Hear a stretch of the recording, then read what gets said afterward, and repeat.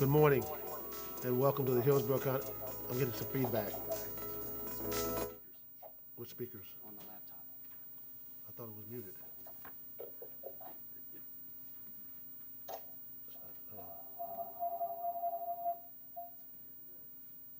Hit that left button. I got you. Yep.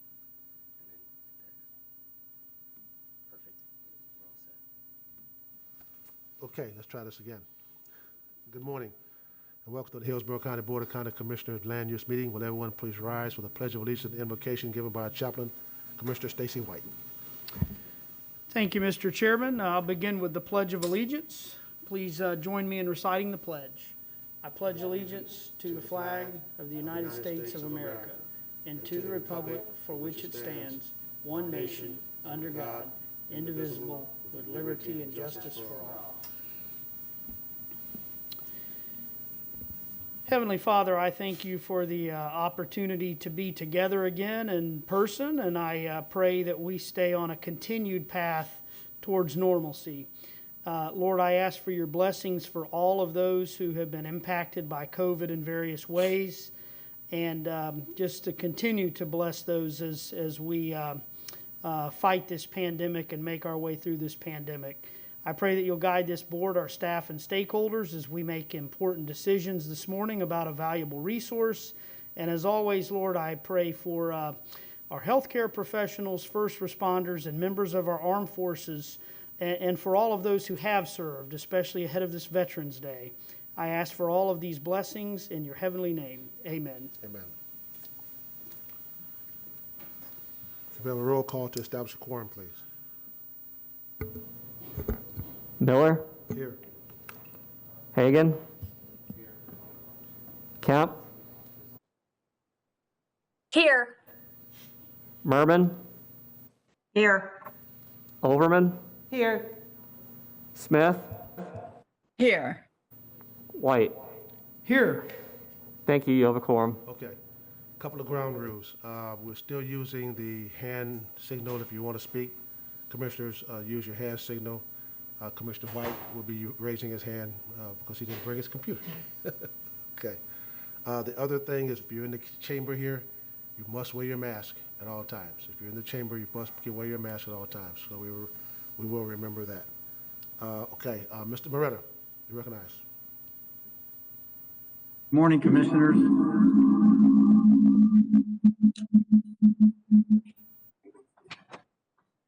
Joe Murrah, Development Services. Can everybody hear me? Okay. Joe Murrah, Development Services. I'm going to go ahead and roll into the changes. Commissioners, we received one change last night after the changes and corrections were sent out on the agenda. At that time, we had none. We've received one last night. It's going to affect the afternoon portion of the hearing, and I'll recognize it again at 1:30.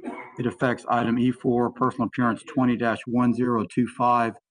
The applicant has requested a continuance of that item to the next board meeting in December, and I'll mention that again at 1:30. Having said that, I'll go ahead and move into the withdrawal continuances of remands that are shown on the agenda. Item A1, rezoning PD 18-0996. This application is being continued by staff to December 8th Board of Commissioners meeting starting at 9 a.m. Item A2, personal appearance 20-0516. This application is out of order, being continued to December 8th Board of Commissioners meeting starting at 9 a.m. Item A3, personal appearance 20-0574. Application out of order is being continued to January 12th Board of Commissioners starting at 9 a.m.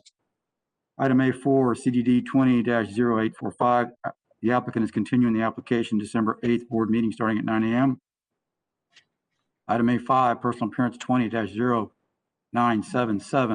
This application is being continued by staff December 8th board meeting starting at 9 a.m. Item A6, personal appearance 20-1029. Application is being continued December 8th Board of Commissioners meeting starting at 9 a.m. Item A7, personal appearance 20-1106. Staff requested continuance application December 8th board meeting starting at 9 a.m.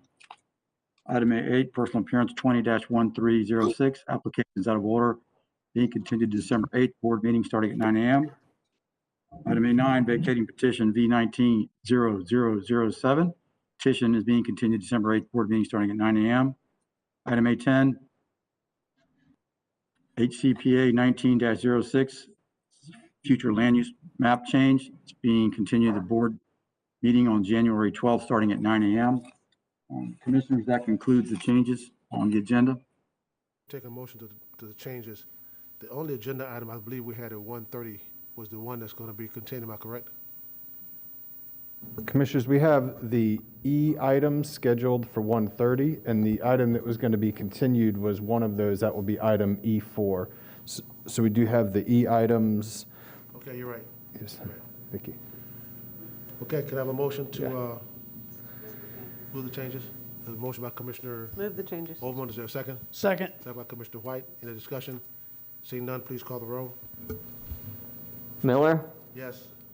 Hagan, Yes. Kemp, Yes. Merman, Yes. Overman, Smith, Yes. White. Yes. Motion carried 7-0. Can I have a motion to approve the consent agenda?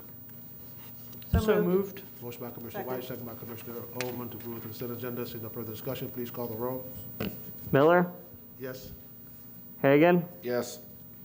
Kemp, Yes.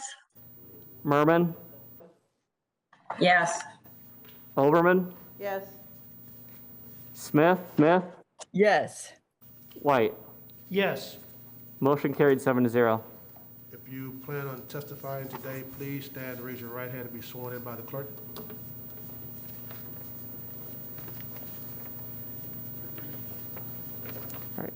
Do you swear or affirm that the testimony you're about to give will be the truth, the whole truth, and nothing but the truth? Anyone having a B item, I should have said this right, anyone having a B item, your items have just been approved on the consent agenda. Anyone having a B item, your item's been approved on the consent agenda. Mr. Beretta.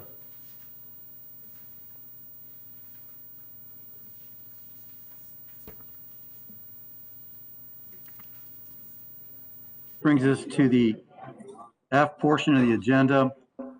Item F1, this is major modification 20-0104.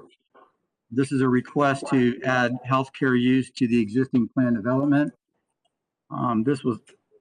This item did not qualify for consent because of the roadway level of service. However, it does have all approvals from Zoning Hearing Master, Development Services, and Planning Commission. Okay, is the applicant present?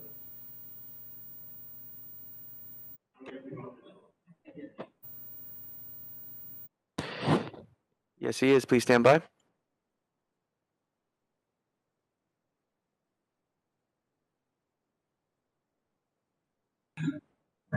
Commissioners, good morning. I couldn't hear anything on the microphone in the back. I am Michael Horner, 14502 Northdale Mabry Highway, Tampa, representing this gentleman, applicant and owner. This case comes to you with full recommendations for approval. This is only changing the use, adding a use as medical office.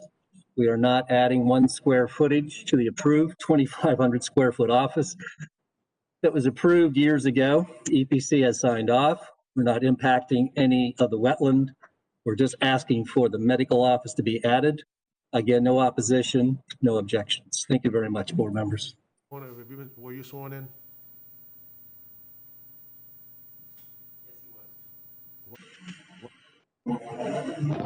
Yes, he was.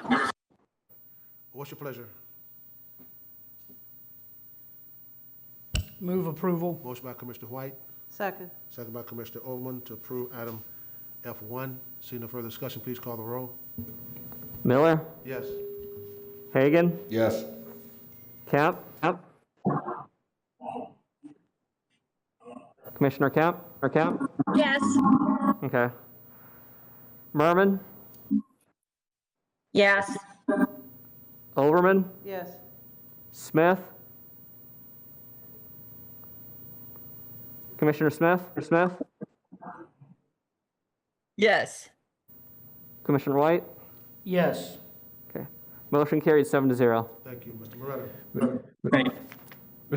Thank you, Commissioners. This brings us to item F2.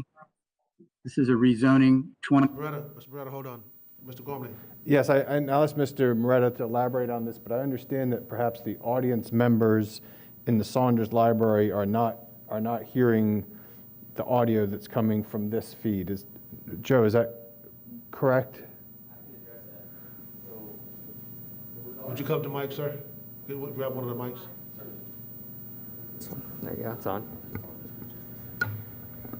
So at Saunders Library, it was our understanding that only public citizens were going to be at Saunders Library, and just shortly before the meeting, Joe and some staff showed up to Saunders with their impression that they would be presenting from the Saunders room. Our impression that they were not going to be in the room, so we equipped the room just for public citizens so that they could hear the meeting. Once you open that laptop at the dais, like Joe has now, it causes that audio feedback. So we really need Joe to relocate himself outside of that Saunders room to a different space so that way those citizens can then hear the audio. It's a little bit technical, but the bottom line is Joe needs to relocate out of Saunders so that way those citizens could then hear the meeting. Okay, what are we gonna do here, sir?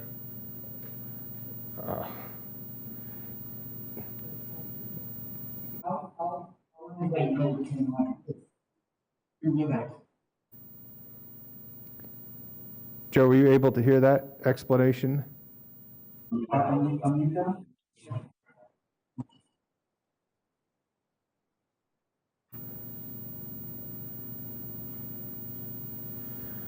gonna call. Joe, did you hear? Did you?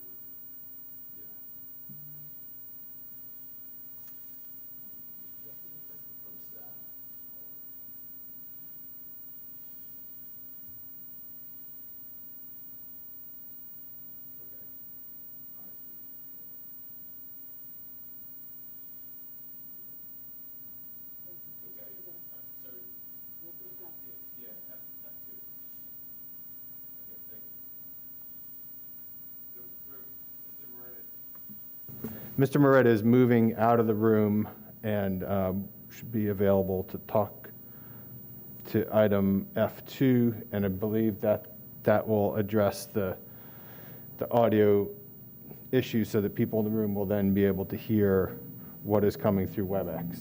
That's correct. Has he moved yet? Joe, are you relocated at this time?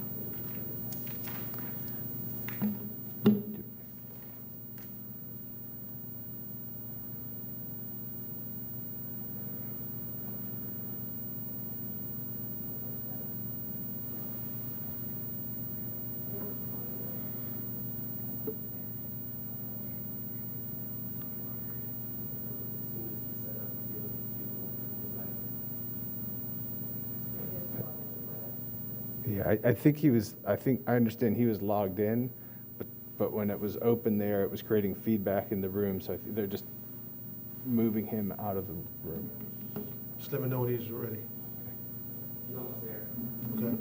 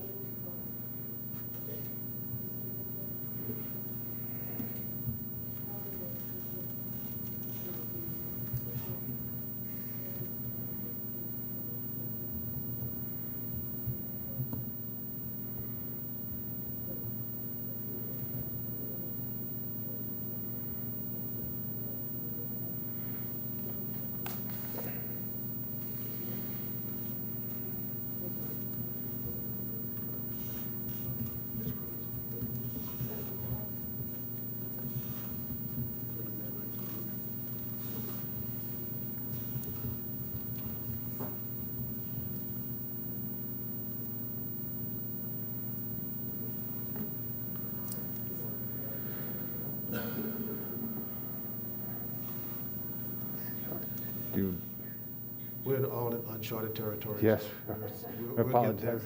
Sorry.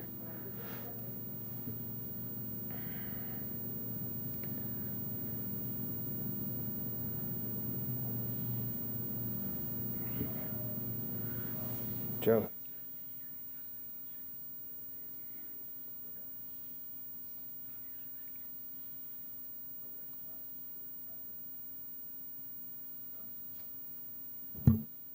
Mr. Moretta is getting set up. I can proceed with introducing the next item if you'd like. Okay. Commissioners, item F2 is a rezoning on 14.75 acres from AS1 and AR, rezoning to ASC1. This is on the consent agenda. I'm sorry, this is not on the consent agenda because it represents an increase in density in the rural service area. This application is in the rural service area, and the portion is changing from AR, which is 1 unit per 5 acres, to 1 unit to 1 acre, represents the density increase. Staff was supported, and zoning hearing master recommended approval of the application. Okay. Is the applicant available at the Saunders Library? Yes, he is. Okay. Good morning. Oh, yes. Go ahead. For the record, excuse me, Mr. Chairman. Go ahead. 14502 Northdale Mabry Highway, Suite 200, Tampa, representing Sizemore Properties, Inc. You know, commissioners, my wife mentioned to me last week, she thought I was losing my hearing. I'm getting paranoid this morning, so I'm going to learn from this. Commissioners, this is a ASC1 rezoning. It is within the middle of the Res 1 plan sector.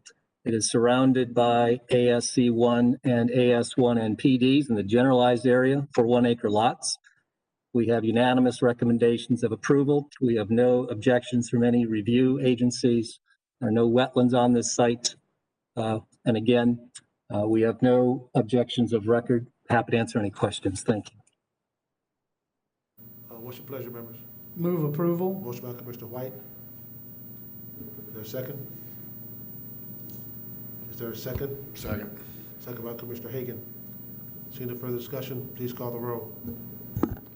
Miller, Yes. Hagan, Yes. Kemp, Yes. Merman, Yes. Overman, Yes.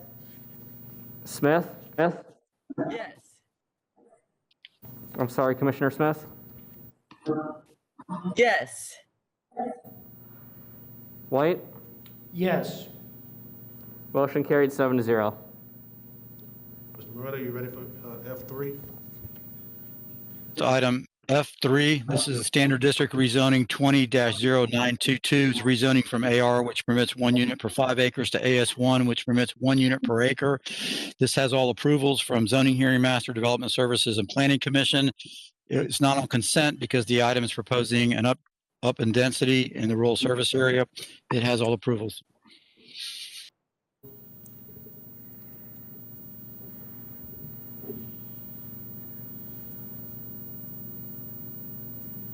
Is the applicant, My name is Patricia Ortiz. My address is 2810 North Central Avenue. I'm representing the property owner. The intent of this subdivision. Have you been sworn in? I have been sworn in.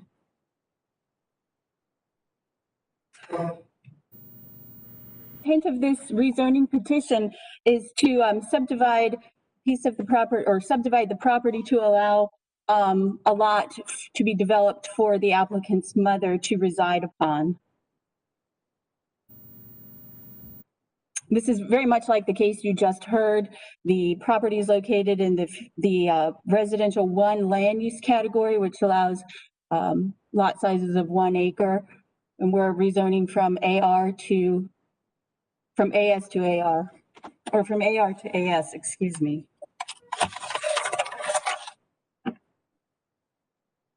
Can I answer any questions?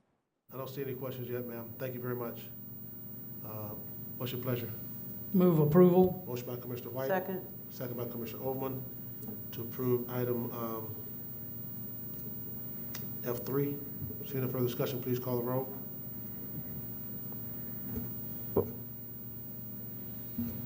Miller, Yes. Hagan, Yes. Kemp, Yes. Merman, Yes. Overman, Yes.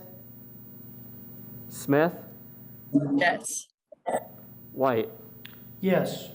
Motion carried 7-0. Okay. We're now moving into this.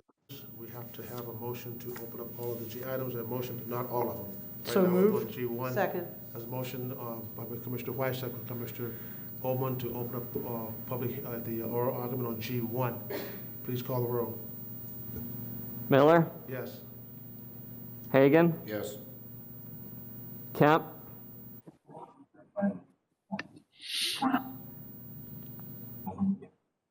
Merman, Yes. Overman, Yes. Smith, Yes. White. Yes. Motion carried 7-0. Mr. Moretta.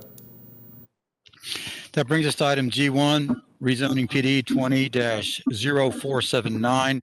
This is located at 16401 Boyette Road. It's approximately 68 acres in size. Commissioners, this is a request to rezone from AR, which allows 1 unit per 5 acres, to allow planned development to implement the RP2 to allow 136 dwelling units. Michelle Heinrich of our staff will walk you through some of the key points of this application. Good morning, Michelle Heinrich, Development Services. As Mr. Moretta stated, this property is currently zoned AR. It is slightly over 68 acres in size. The applicant is requesting 136 single-family detached units, and that's 2 units per acre. The property is in the Riverview Community Plan area, the RP2 Future Land Use Area. It's also within the Aggregate Plain Villages area, and lastly, in the Rural Service area. As you are aware, the RP2 category promotes cluster development to achieve greater open space. Our review of the project found that the project does comply with the required clustering, given the amount of open space that they are proposing to set aside, and it does result in a minimum clustering ratio of 3.5 units per acre. As I stated, the site is located also in the aggregate plan area, and that's found in Comprehensive Plan Policy 33.3. In that area, a plain village can be under 160 acres in size if it is aggregated with an adjacent plain village, providing on-site commercial, or seeking a waiver if commercial is located within 2 miles of the aggregate plan area boundary. A waiver was requested due to the presence of Triple Creek, which is approved to the southwest for 70,000 square feet of commercial. Therefore, the applicants did meet the waiver criteria. In lieu of providing the on-site commercial, the applicants are providing village green at the appropriate locations, and they exceed the minimum size requirements. Lastly, there is a waiver to the requirement of the buffers, and that requires that 70% of the buffer be provided, or I'm sorry, 70% of the PD boundaries do provide a buffer. The applicants are reducing the amount of area that will have that 250-foot wide buffer, but they are also providing 150-foot wide buffers elsewhere. In those areas where the applicants are reducing that buffer width, they are providing screening, which is currently not required. And in the one area in the northwest where they're not providing any buffering is an area for a proposed road step out. Staff's compatibility analysis found that the area is located in an area developed with other plain villages, larger lot residential development, and ELAP lands. Therefore, we do recommend approval. I'm available if you have any questions. All right, thank you very much, ma'am. Is the applicant available?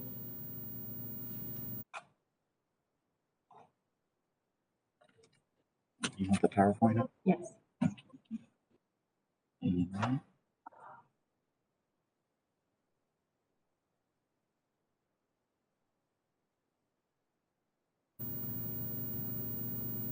Can they hear me?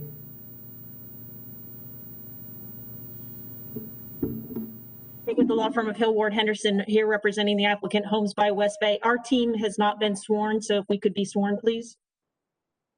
Applicant team in? Please raise your right hand. Do you swear or affirm that the testimony you're about to give will be the truth, the whole truth, and nothing but the truth? Yes, please. One moment, please, while we start the PowerPoint. It appear that they are. Good morning. Again, Cami Corbett for the applicant Homes by West Bay. Michelle. Hear us, Cami? Ms. Corbett, can you hear what we're saying in here? No. Okay.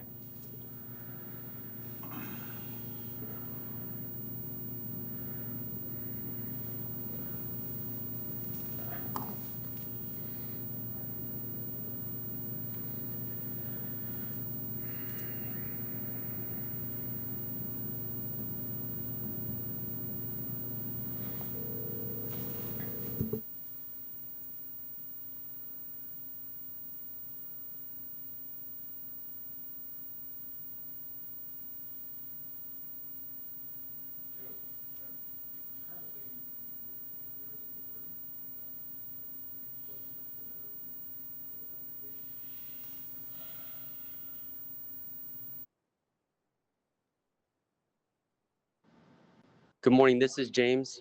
Saunders Library can hear the second floor boardroom.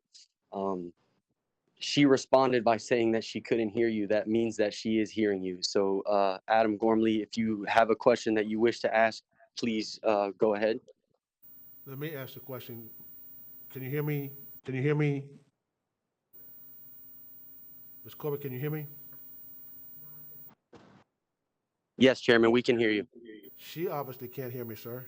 I've asked her a question and she hasn't said anything. Yes. Cami Corbett, yes, I can hear you. Very good. Now you have 10 minutes.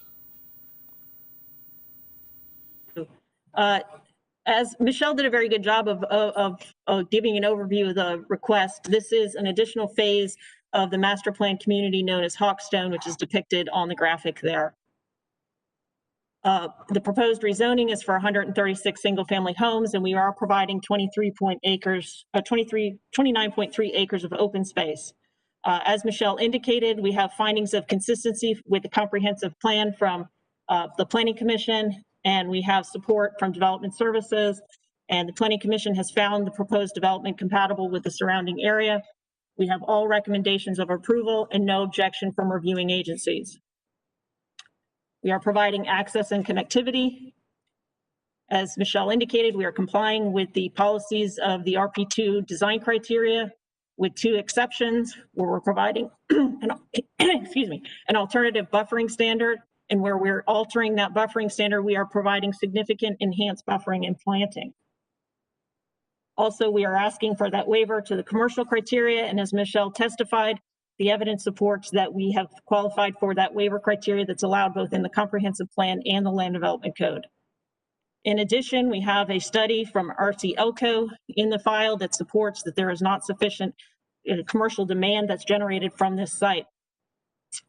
And lastly, we are proposing significant improvements to the area roadway. And at this time, I'd like to have Steve Henry come up and provide testimony and evidence regarding the transportation aspects of this case.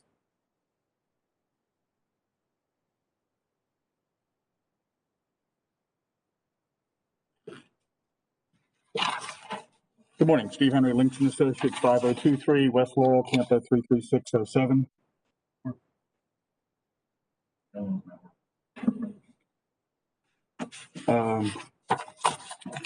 I've got some graphics for Elmo, but I will. And then have them move it to the PDF.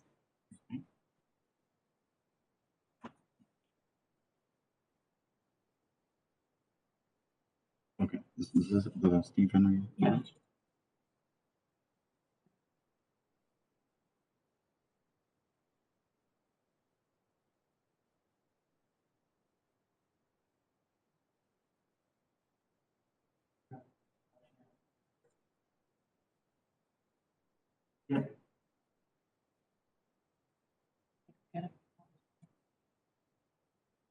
Oh, you're gonna look, yeah. Stand by.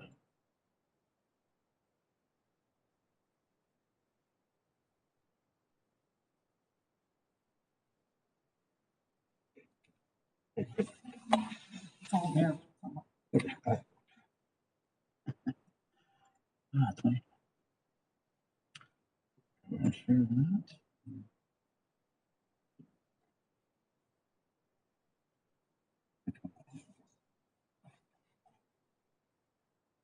Okay, I'll start over again. Steve Henry, Lincoln Associates, 5023 West Laurel, Tampa 33607. We have done the traffic analysis for the project. Based on the Hillsborough County level of service report, Boyette Road currently operates at level of service C. It has a VC ratio, volume to capacity ratio of 0.27. Bon Boyette Road operates a level of service B with a VC ratio of 0.25. Now, Boyette Road is considered to be a substandard road by the Hillsborough County Transportation Technical Manual. This graphic here shows the typical section for a rural collector roadway. In fact, it's like 80 to 90% of the roads within Hillsborough County don't meet this current standard. Now, there have been improvements.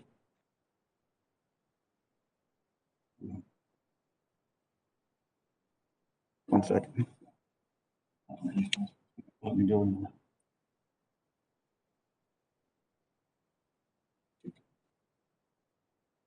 Just need to scroll. Okay, this is a picture of Boyette Road before 2019. This kind of gives you two pictures of it. The road was actually recently improved, and this shows a graphic of it today. So it actually went through a milling and resurfacing, and so this shows you the pictures of what the roadway looks like today.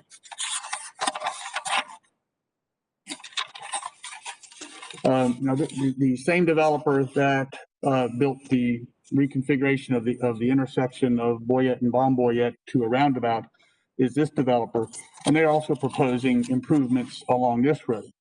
And this includes adding a 6-foot shoulder with 4-foot paved along the entire. So this shows you we've got along our entire property frontage along the east-west portion of Boyette, and then also extending south to the roundabout. So they'll be improving this with the shoulders, doing a 6-foot shoulder with a 4-foot pave. That concludes my presentation, unless you've got any questions.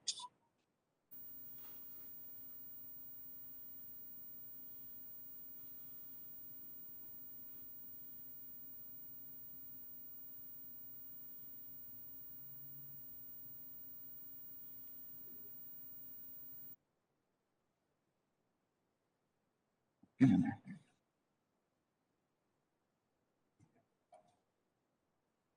We did hear from the property owners to the west, who is the Fox Tower. They had several concerns that they raised in the record, but we had the opportunity, I guess fortunately for when the hearing was postponed in July due to COVID, it gave us the opportunity to reach out to the neighbors and have a conversation with them. And we were able to address all of their concerns with the exception of the cross connection to the west. And they appeared at the zoning hearing master hearing and did continue to object to that cross access. But the zoning hearing master agreed with the planning commission staff and the development services staff that the land development code and the comprehensive plan require that cross connection. And we as applicants do not have any objection to that connection being a condition to the approval. We did hear there were some emails in the record from a property owner to the north that expressed generalized concerns about school concurrency and transportation. They did not appear at the hearing. They did not respond to an email request from me to have a conversation with them to see if we could address their concerns. And I just wanted to point out that even though we are reducing the buffer, we do have a 281 feet from the back of the buffer to their home. And we are also providing extensive screening, which the Planning Commission finds compatible and consistent with the surrounding area. So in conclusion, all of the substantial competent evidence supports approval. The buffer reductions are consistent with the overall Hawkstone development previously determined to be consistent by the comprehensive plan. And then stormwater management and school concurrency issues are addressed at site development.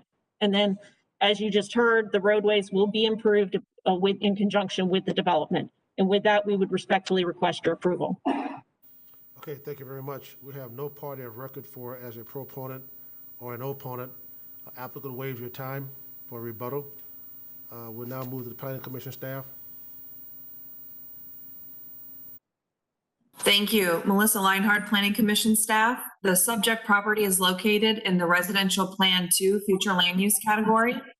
The site is located in the rural area and within the limits of the Riverview Community Plan, as well as the South Shore Area-Wide Systems Plan. The applicant proposes to develop the subject property at 2 dwelling units per gross acre, with 136 total single-family dwelling units on approximately 68 acres. According to Future Land Use Policy 33.3, the RP2 Future Land Use category permits 2 dwelling units per gross acre if certain requirements are met. The applicant has agreed to conditions of approval to meet the clustering and open space requirements. According to Future Land Use Policy 33.10, the commercial needs requirement may be waived for projects under 320 acres if it can be documented that required commercial development exists or is in operation within the surrounding area by the time 75% of the residential units are built and the overall project satisfies the RP2 development requirements and the intent of the planned village. A waiver to this requirement for on-site commercial has been submitted for review, and according to the application, in lieu of on-site commercial, 2 village greens have been provided. The waiver asserts that there is ample commercial within the aggregated planned village area and within 2 miles of this area.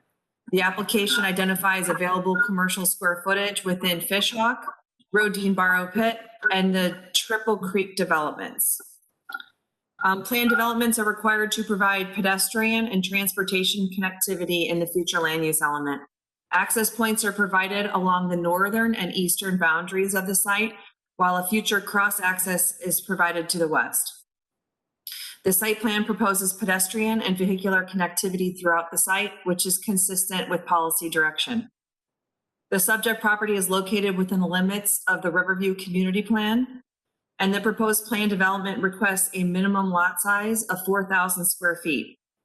The Hawkstone Phase 1 subdivision, located to the east of the subject property, has lot sizes ranging between 4,000 and 10,000 square feet. Plan development 171399, further south of the subject property, allows single-family residential lot sizes ranging from 3,000 to 4,000 square feet. Several planned developments are located northwest of the subject site and have a minimum lot size of 5,500 square feet.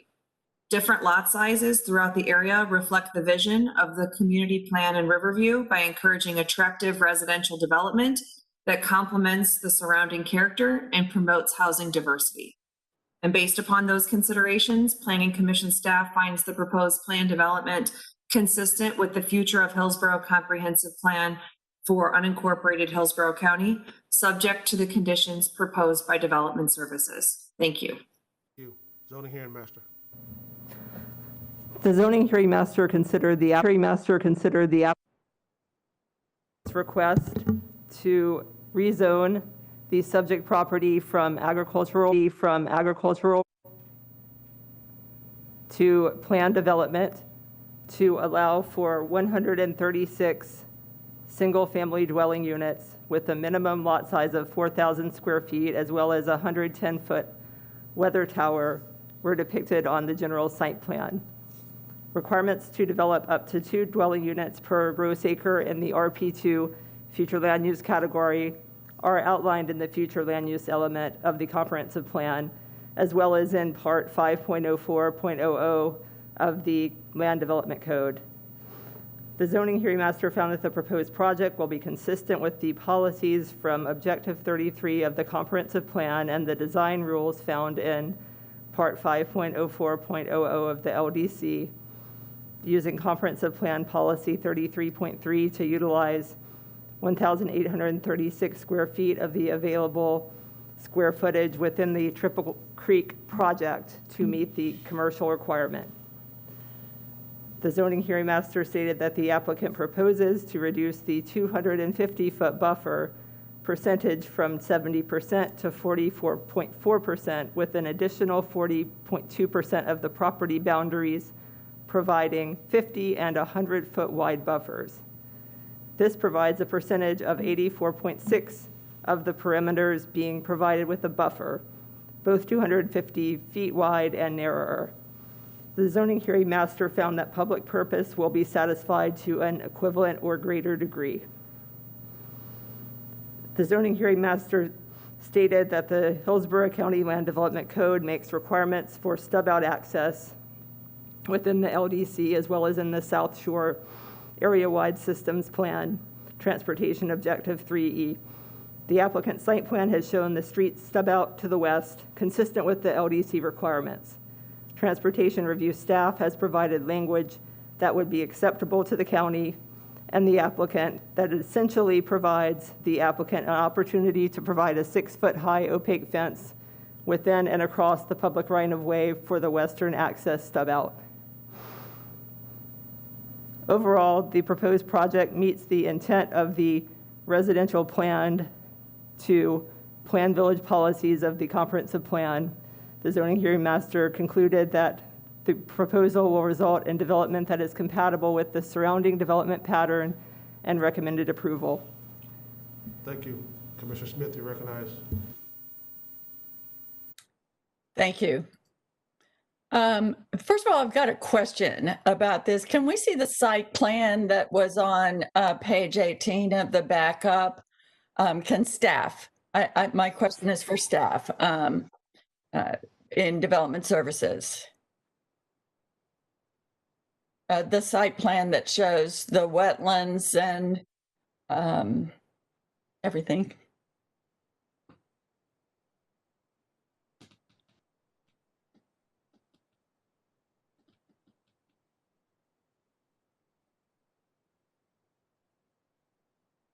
Smith? Commissioner Smith? Yeah. This is Michelle Heinrich, Development Services. We're seeing if we can pull that site plan up via WebEx, so we can both view it at the same time, because our Elmo is experiencing some difficulties. But in the meantime, if you have a question, I'm happy to try to answer that for you. Here's my question. When you look at the site plan, it's clear that the site is almost half wetlands. And in fact, somewhere in there, it talks about 30 acres of wetlands and wetland mitigation areas and ponds and things. So I'm not seeing how they get 136 units out of that under the wetland density credits rule of Comp Plan policy 13.3 that says if your wetlands are more than 25% of the acreage, you get all the density allowed on the uplands multiplied by 1.25, which would, be less than 136. So I just have that question about how the density was calculated. I have some other issues as well. Can you address that? Sure. What I have noted here, per the site plan, the acreage of wetlands on the site is 13.7. So that did not exceed the 25% of the 68 plus acres. Okay. All right, I've got plenty of other problems with this. The idea, of course, of RP2 is to allow someone to increase their density 10 times from 1 per 5 to 10 per 5, 2 per acre in the rural area outside of the urban service area, only if they meet the very rigorous criteria. They have to create a planned village that provides its own infrastructure, provides its own commercial needs, specifically shopping and jobs. So it's not just a subdivision full of commuters in the rural area, adding all that traffic of all the other commuters clogging up South County roads at rush hour. So they're supposed to capture their own trips by having their own commercial in a unique, in a difficult to create hamlet village in the rural area. So there's specific calculations you have to go through. This project for its 136 houses is required to provide a minimum of 1,836 square feet of neighborhood commercial uses within a village node. So instead, this applicant wants to provide no commercial for their houses. They argue that they're allowed to get out of their commercial requirement if the required commercial is within 2 miles of them in this aggregated village. They say that their commercial requirement is fulfilled in the Triple Creek development. Okay, there's 2 problems with that. One, unlike the Fish Hawk commercial we just saw last week that was used for a similar RP2 project, the Triple Creek commercial amenities do not exist. They are planned and entitled, but plans change and entitlements change. This commercial is simply not a reality at this time. Comp Plan Policy 33.10 requires that 50% of the commercial shall be completed at the point that 75% of the residential units are constructed. However, at this point, 0% of the commercial in Triple Creek is completed. So the required commercial does not exist in Triple Creek at this time. And even if it did exist, it is not within 2 miles. And that's the second problem. You can't get there from here, not within 2 miles. The shortest route to the Triple Creek Commercial Center is 5.5 miles, unless you fly. But no one can believe that the rural village concept of RP2 was designed for helicopters or flying cars. The point is to capture your car trips inside the village within 2 miles. It's not to create subdivisions full of commuters driving outside of their village for every little errand.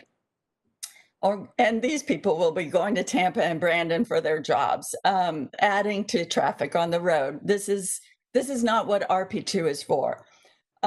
Moving on, there's not any school capacity in the neighboring schools.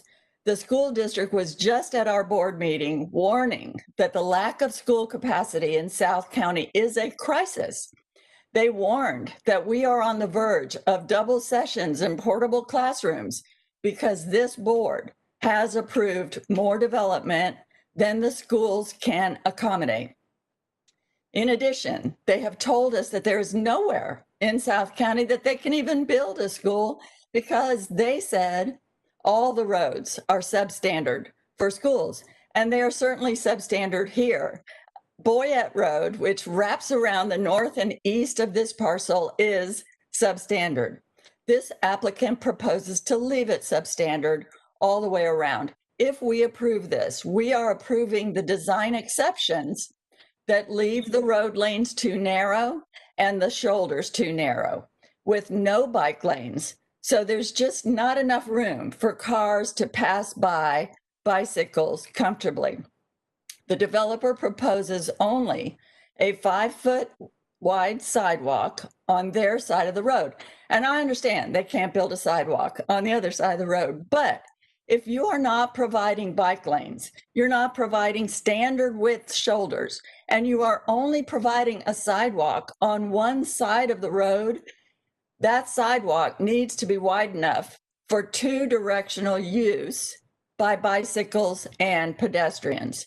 The recommended paved width for a 2-directional shared use path is 10 feet, not 5 feet. If we are serious about Vision Zero, if we're serious about reducing fatalities for bicyclists and pedestrians, we need to stop allowing design exceptions that leave our roads substandard while developers add traffic to those roads. And finally, there are a number of variations requested from the Land Development Code requirements for planned villages, including not having streets on all sides of their village square, and not providing adequate buffers on all sides of the project. They are required to have 250-foot buffers around at least 70% of the perimeter, but they don't come close to meeting this requirement. They're asking for a 0-foot buffer along a long stretch of the western boundary, which, well, anyway, that just doesn't fulfill the requirement. And they propose only a 50-foot buffer on the east side and 100-foot on the northern side, all far below the requirement for a 250-foot buffer. Instead of buffering the minimum of 70% of the perimeter, they only buffer 46% of the perimeter with the required 250-foot buffer. So I'm going to move denial based on all those issues. This is just not ready for prime time, and the developer can go back to the drawing board and bring us back something that works within our RP2 planned village concept in this area when the rest of the requirements are met. Is there a second? Is there a second? Second, Commissioner Kemp seconds. We have a motion for denial by Commissioner Smith, second by Commissioner Kemp. Commissioner White, you recognize. Thank you, Mr. Chairman. I know this area very well. It's in my district. You might recall that when we embarked upon the RP2 study that I referred to the idea of a RP2 North and RP2 South, if you will. This is, I am getting some feedback.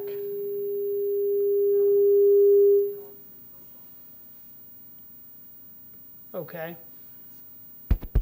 Can you hear me? Yeah. Okay. So I referred to the idea of an RP2 North and South, if you will. This is not the BOM community. It's not in the BOM community plan.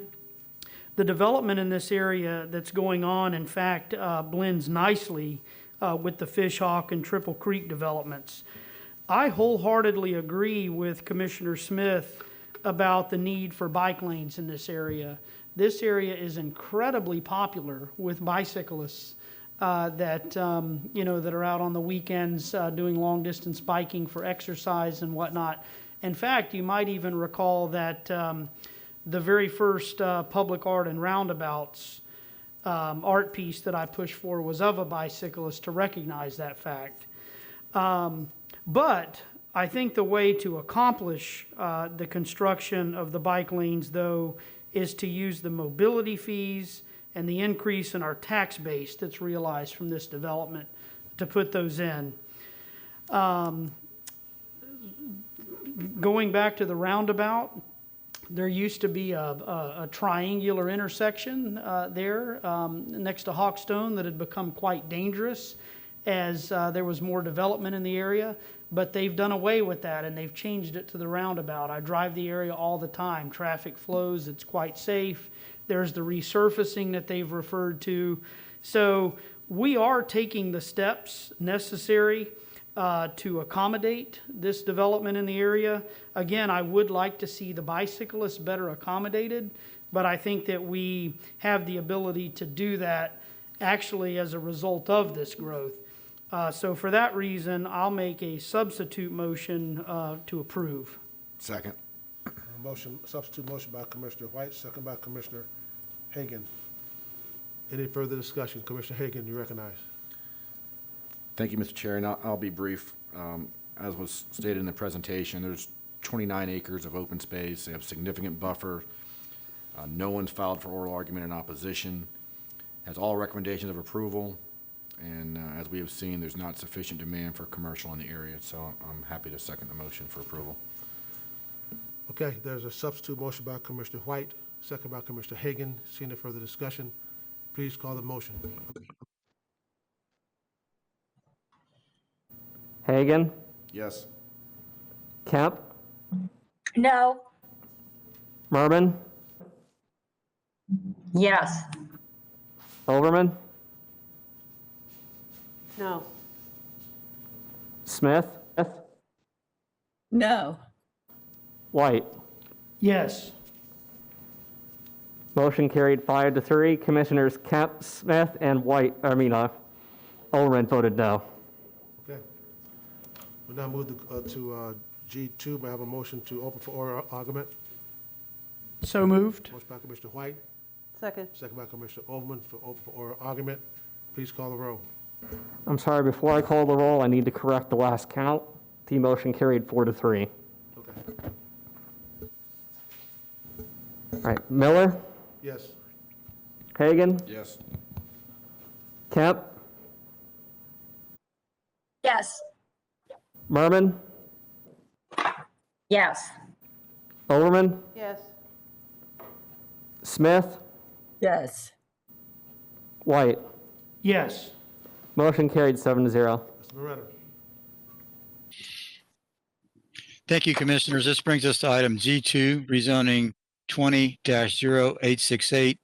It's located at 2903 State Road 60. It's on the south side of State Road 60. It's east of Turkey Creek Road. Commissioners, this is current zoning, which is AR, which permits agricultural, residential, 1 unit per 5 acre.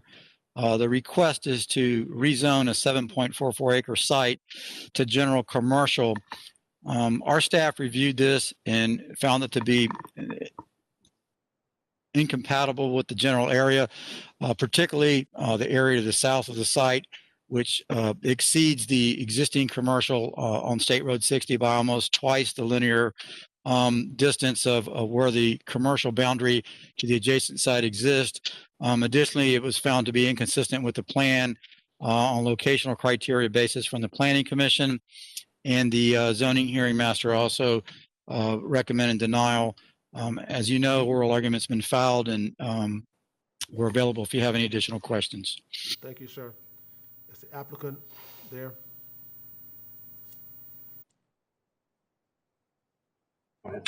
Good morning, Commissioners and staff. My name is Todd Pressman, 202nd Avenue South, number 451 in St. Petersburg, Florida. I have been sworn. I have Mr. Leroy Gonzalez here.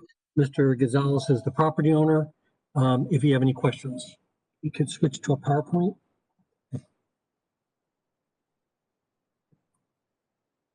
Thank you. So this is rezoning standard 20-0868. Thank you, sir. Thank God for these tech people down here. I would never be able to do this. Thank you. 7.4 acres from agricultural rural to CG. Current future land use category is Res 1. We're located in the eastern part of Hillsborough County.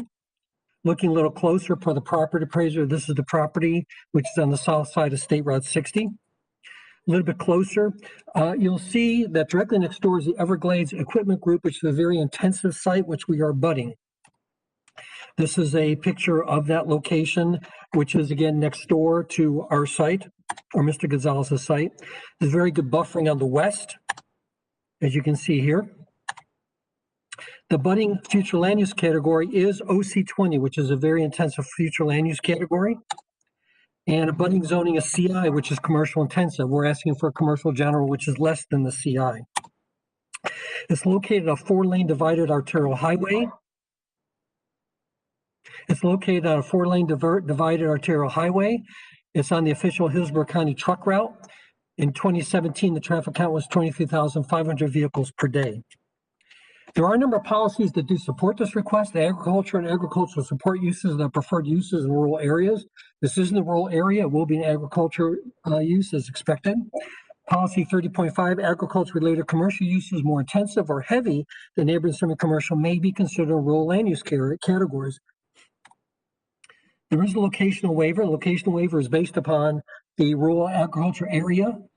In the rural area, distances from intersections are much further, much more rural, much more open. That's not taken into account in the intersection distance basis. It's located on an arterial roadway and a truck route. It's compatible with the intensely zoned future land use category that is abutting, and there are comprehensive policies that support it. So in summary, we're abutting a very intensive zone property, provides good buffering on the west, located in a major recognized thoroughfare. There are compound policies of support, and locational waiver we believe is supported. We appreciate your consideration. Happy to answer any questions you might have. Okay, thank you. We have no party of record as a proponent or an opponent. The applicant waives his time. Planning Commission staff. Thank you, Melissa Leinhardt, Planning Commission staff. The subject property is located within the agricultural rural 1 to 5 future land use category, residential 1, and a small portion is office commercial 20. The site is located in the rural area and is not located within the limits of a community plan. The application requests commercial general uses. The majority of the properties immediately adjacent to the subject property are single family and vacant. According to Future Land Use Policy 16.10, compatibility is defined as the characteristics of different uses or activities or design which allow them to be located near or adjacent to each other in harmony. Compatibility does not mean the same as, rather it refers to the sensitivity of development proposals in maintaining the character of existing development. The property does not meet the commercial locational criteria because it is not located within 660 feet of a qualifying intersection per Future Land Use Policy 22.2. A waiver has been submitted for review. According to this waiver, the proposed site is located close to the intersection of State Road 39 and State Road 60, and the site fronts along State Road 60. The waiver further states that both of these are major roadways and designated truck routes according to Hillsborough County. However, staff does not support the proposed waiver to commercial locational criteria based on compatibility concerns. The proposed commercial general uses would be out of character with the area and would would facilitate further encroachment into the predominantly low-density agricultural residential uses that are adjacent to the subject property. The presence of a single parcel designated office commercial 20 with commercial intensive zoning is not reflective of the development pattern in the general area. Allowing for CG uses would facilitate development that undermines the intent of the rural area. The rural area is intended for low-density agricultural uses and large lot, low-density rural residential uses, no higher than 1 dwelling unit per 5 acres, which can exist without the threat of urban or suburban encroachment. No more than 20% of all population growth within the county will occur in the rural area per Objective 4 and Policy 4.1 of the Future Land Use element.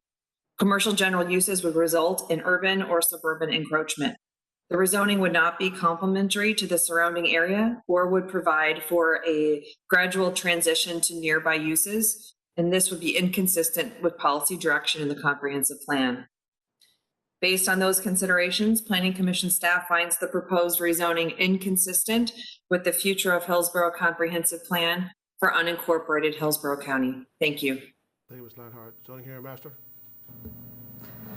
The zoning hearing master considered the request to rezone the subject parcel to commercial general. The property is 7.4 acres in area and is currently zoned agricultural rural, designated residential 1 on the future land use map. The parcel is in the rural area, which is intended for low agricultural uses, and large lot rural residential uses with densities no greater than 1 dwelling unit per 5 gross acres. The zoning hearing master, in accordance with the recommendation of the Planning Commission staff, found that the subject property does not meet the commercial locational criteria of the comprehensive plan because it is not located at a qualifying intersection as required by future land use policy 22.2. The zoning hearing master further found that while the adjacent property to the west is zoned commercial intensive and is currently occupied by a farm equipment business, the surrounding properties are predominantly conventional single-family residential, mobile home, and conservation uses. The single parcel zoned for commercial use does not reflect the development pattern in the surrounding area. The zoning hearing master therefore found the request to be incompatible with the requirements of the Land Development Code and inconsistent with the comprehensive plan, as well as incompatible with the surrounding agricultural and residential development pattern. The zoning hearing master therefore recommended denial of the request. Thank you. Commissioner White, you recognize. Thank you, Mr. I can understand the recommendations of denial, given that CG provides for a broad array of uses, but I think the applicant deserves more time to do more work with staff. So for that reason, I move to continue the item to allow the applicant the opportunity to add more specificity into the record with regards to the intensity of use. Second. There's a second? That's second. There's a motion by Commissioner White, second by Commissioner Oldman to continue. Mr. Gormley. May I just request a clarification? Is the request to continue to the next board meeting, or would it be to remand to the zoning hearing master to make changes to the application? This is a standard zoning district. I'm sorry, a remand would be in order here, correct? Yes, to Okay. make any substantive changes to it, yes, sir. Mr. Chairman, I'd like to withdraw my motion and restate it to say that I move to remand the item to the zoning hearing master for the purposes of giving the applicant an opportunity to place more information, more specificity on the record with regards to intensity of use on the site. I'll second that. Okay, we have a motion by Commissioner White, second by Commissioner Oldman to remand G2. Mr. Sorry, Gormley. the remand date would be December 14th at 6 p.m. Thank you. Thank you. Commissioner Smith, you recognize. Thank you. I'm going to support the motion for a remand just for the sake of going along for a while, but I can tell you that I'm not inclined to approve this when it comes back. We don't just stick commercial out willy-nilly in the rural area. People who live in the rural area and farm in the rural area have a right to have that rural lifestyle protected. And so if this comes back, that's what I'm going to be looking at. Thank you. Okay, we have a motion by Commissioner White, second by Commissioner Oldman to remand G2. Seeing no further discussion, please call the roll. Miller, Yes. Hagan, Yes. Kemp, Yes. Mr. Chairman? Yes. If it is for remand, I would have to make it in January if that's the direction the commission's going. Middle of a vote, sir. You can't interrupt in the middle of a vote. Well, he should have said something in the middle while I was voting. Please call the roll. okay. Miller, Yes. Hagan, Kemp, Yes. Merman, Yes. Overman, Yes. Smith, White. Yes. Motion carried 7-0. Mr. Pressman, was you going to say something? Mr. Pressman? Yes, Mr. Chairman. Something? I'm not sure what you're asking, sir. We were taking a vote and you were saying something and you interrupted the vote. You wanted to say something? Oh, I was indicating if the vote was for remand to do it in January, but the staff may be where we can continue it if need be. Thank you. Okay, thank you. All right, we're gonna move to G3. May I have a motion for open for argument? So moved. By Commissioner White, second by Commissioner Ullman. Motion by Commissioner White, second by Commissioner Ullman to open G3 for oral argument. Please call the roll. Miller, Yes. Hagan, Kemp, Yes. Merman, Yes. Overman, Yes. Smith, Yes. White. Yes. Mr. Beretta. Motion carried 7-0. Sorry about that. Thank you, Commissioners. This brings us to item G3 on the agenda. This is rezoning for Standard District 20-0932 located at 14626 McGrady Road. The site is 5.9 acres. It's in the RP2 Comprehensive Plan area, and it's also in the BOM Community Plan area. The request is to rezone AR, which is agricultural residential permitting 1 unit per 5 acres. The request is to rezone to implement the show business overlay. The show business overlay is restricted by the comp plan geographically in the Gibsonton area, generally speaking. This particular overlay cannot be considered in this area of the comp plan. When staff was evaluating that, that was a key consideration that we had to recognize. The Planning Commission staff can probably elaborate on that when they go into their report, but staff is recommending denial because of that reason. The zoning hearing master is also recommending denial as well, and oral argument's been filed. Thank you, Mr. Beretta. Applicant?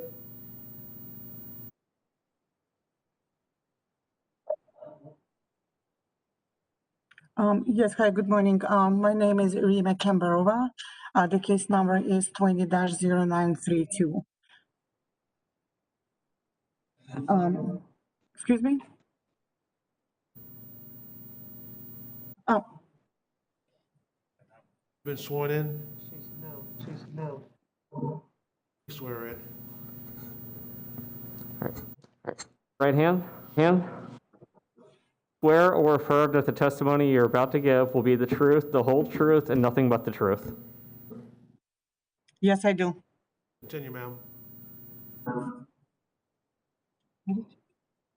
On my previous representation, I explained the nature of my business, and I'm here to represent myself again, and I'm not an attorney or development service person. So I don't know much about the laws and the property development, so I'm just going to speak from my heart. When we moved here 19 years ago, there are nothing but orange trees, and it was perfect for our business, 5 acres, 5.9 property and a small house, big land for the horses, for couple RVs hookup, and for my team. Now this area is growing such a big time, feels like there's no room left for anything else to build. Me and my husband, we're still in the same business, and we love what we doing, and it is so unique and very special. We cannot compare this experience to anything else. The rezoning has made our life incredibly difficult, so we don't know how to else do it for what we're already presenting during the public hearing, and now this is important for us. After we read recommendation summary, we found some paragraph doesn't make really sense to me, like traffic, environment, and wetland, and how this is going to be really affect on my property.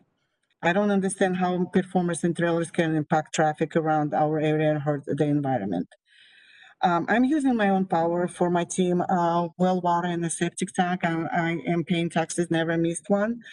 I have kept my place clean and professional. This is my business, and I'm providing service for the community and my people. We will be performing this full actually already did in Tampa with my horses and my team in the state fairground, and from the November 4th 4 to 8 in 2020. We can review the schedule.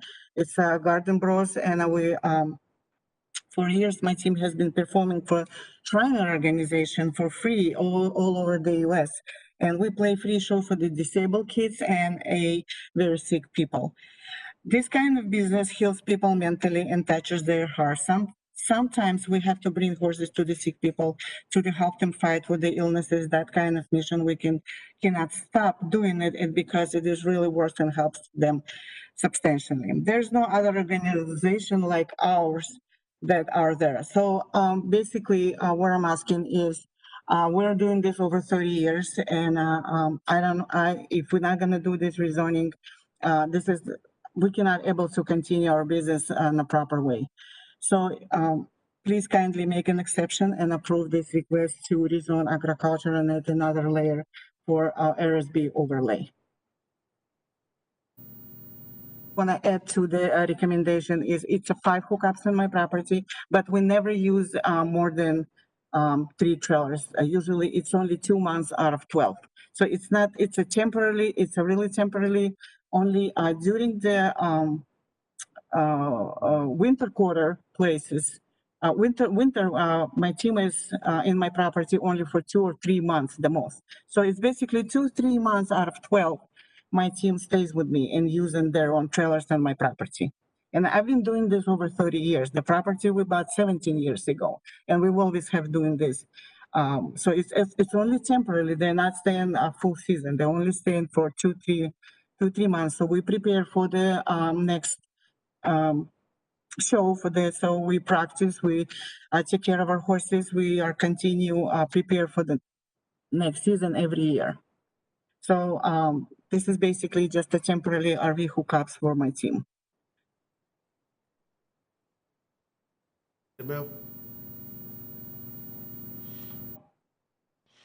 Very much. We have no party of record as a proponent or opponent. We'll now move to the Planning Commission staff. Thank you. Melissa Leinhardt, Planning Commission staff. The subject property is located within the Residential Plan 2 Future Land Use category. The site is located in the rural area and within the limits of the Balm Community Plan and the South Shore Area-Wide Systems Plan. The applicant is requesting to rezone the subject property from agricultural rural to agricultural rural with a show business overlay. The proposed use does not meet the intent of Future Land Use Policy 17.2, which directs show business uses within a specified boundary. The subject site is not within this specified boundary. In fact, it is several miles south of Big Bend Road, which is the southern boundary of where show business uses are intended to be located according to the comprehensive plan. Future Land Use Objective 16 and Policies 16.1, 16.2, 16.3, and 16.5 emphasize the protection of existing neighborhoods and compatibility within the surrounding area. The area is characterized by large lot agricultural uses and low-density single-family residential. Introducing an agricultural rural show business overlay would be out of character with the surrounding development pattern. The applicant intends to store several recreational vehicles on the site. As the dominant character of the site is agricultural and rural residential, the proposed use would significantly increase the intensity of non-agricultural and non-rural uses within the immediate area. And this would facilitate urban encroachment and would not be compatible with the existing scale, type, and intensity of land uses in the area. The community design component in the future land use element provides policy direction that requires development to relate to the predominant and established character of the surrounding area. The surrounding land use pattern is low density residential and agricultural in use, and the proposed rezoning is not compatible with nor related to the established character of the area. The site is also located in the Balm Community Plan, and the vision of this community plan is not to include additional residential show business uses within the community plan boundary. The request would be in direct conflict with the vision of the Balm Community Plan.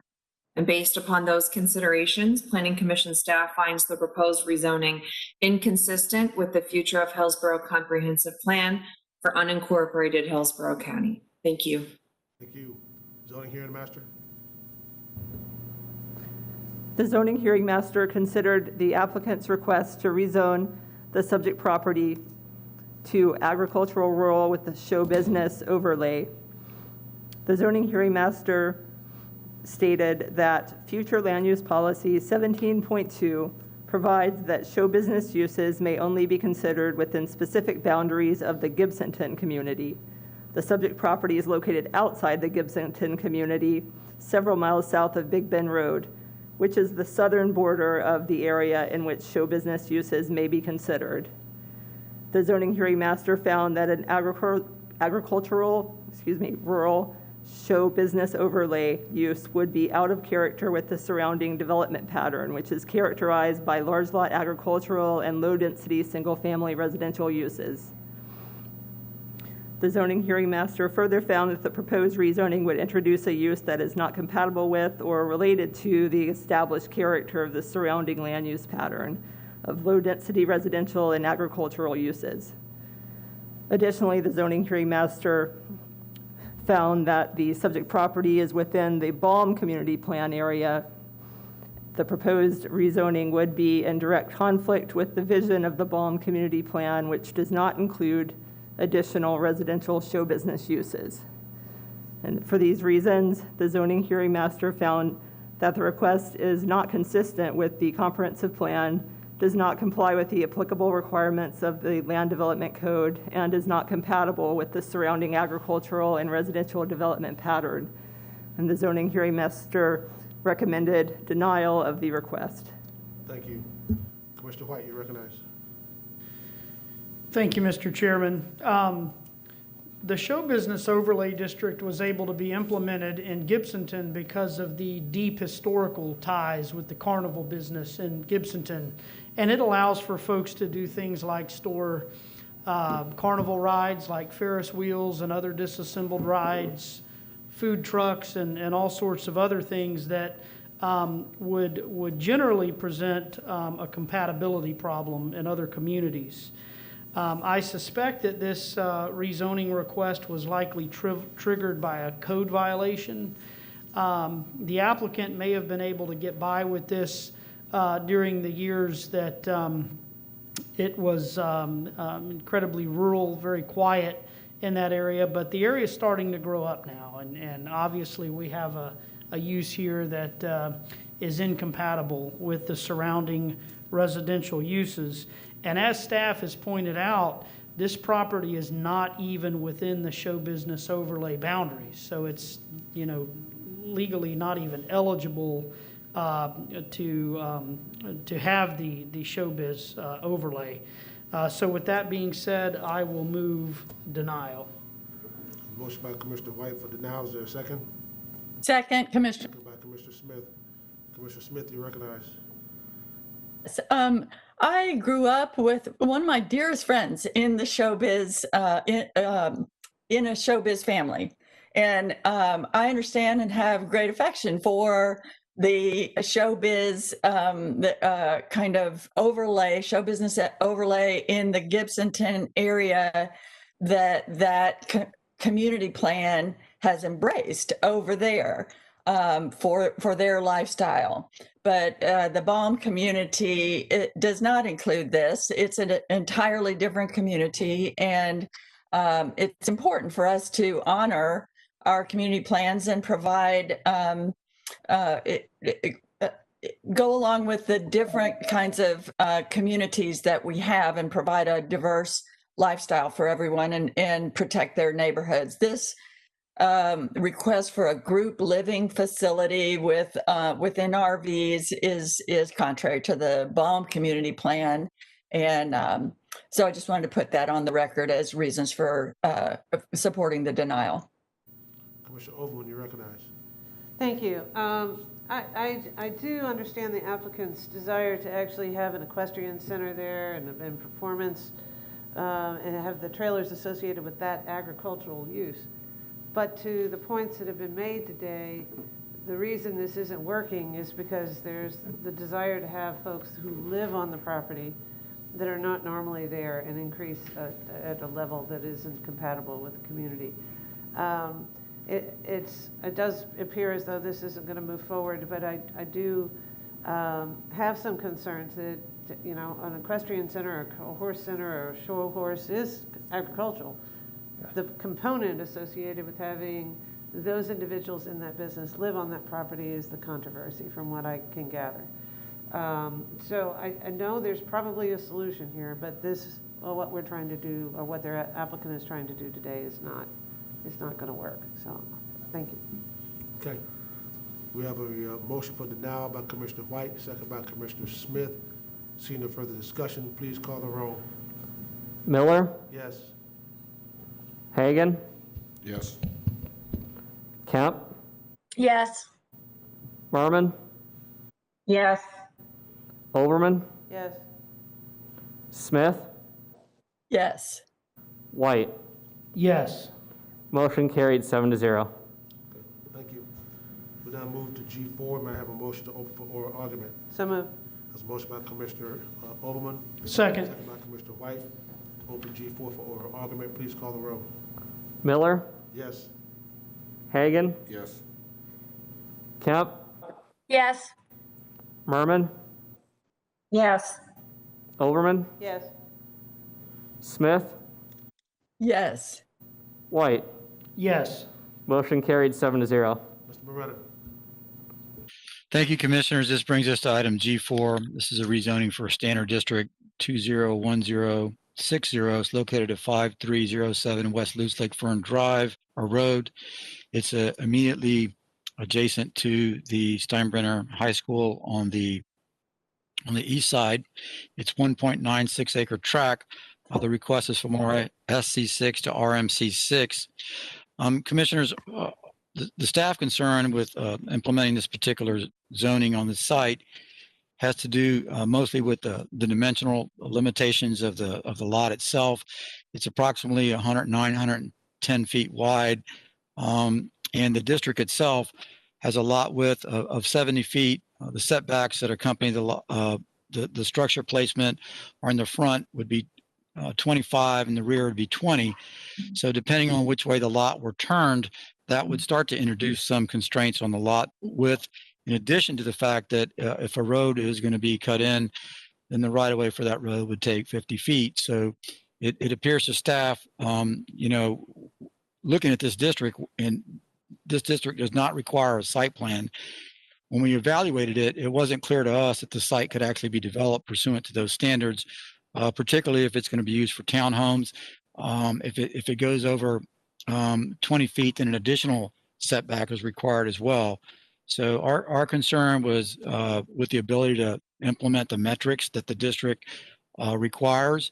And just having said that, if it is approved and it does have to seek some type of relief to the variance process, that would be going to a land use hearing officer, so the board wouldn't be part of that review.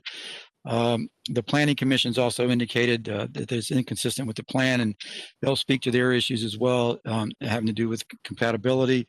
Zoning hearing masters recommend denial, and staff is available if you have questions. Thank you. Thank you. Is the applicant there? Yes, Mr. Chairman, Todd Pressman, 202nd Avenue South in St. Petersburg, number 451. If you could help me pull up this PowerPoint, please.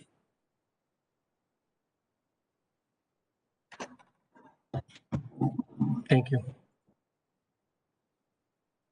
Thank you, Commissioners. This is application 20-1060. It's located in the far north of Hillsborough County.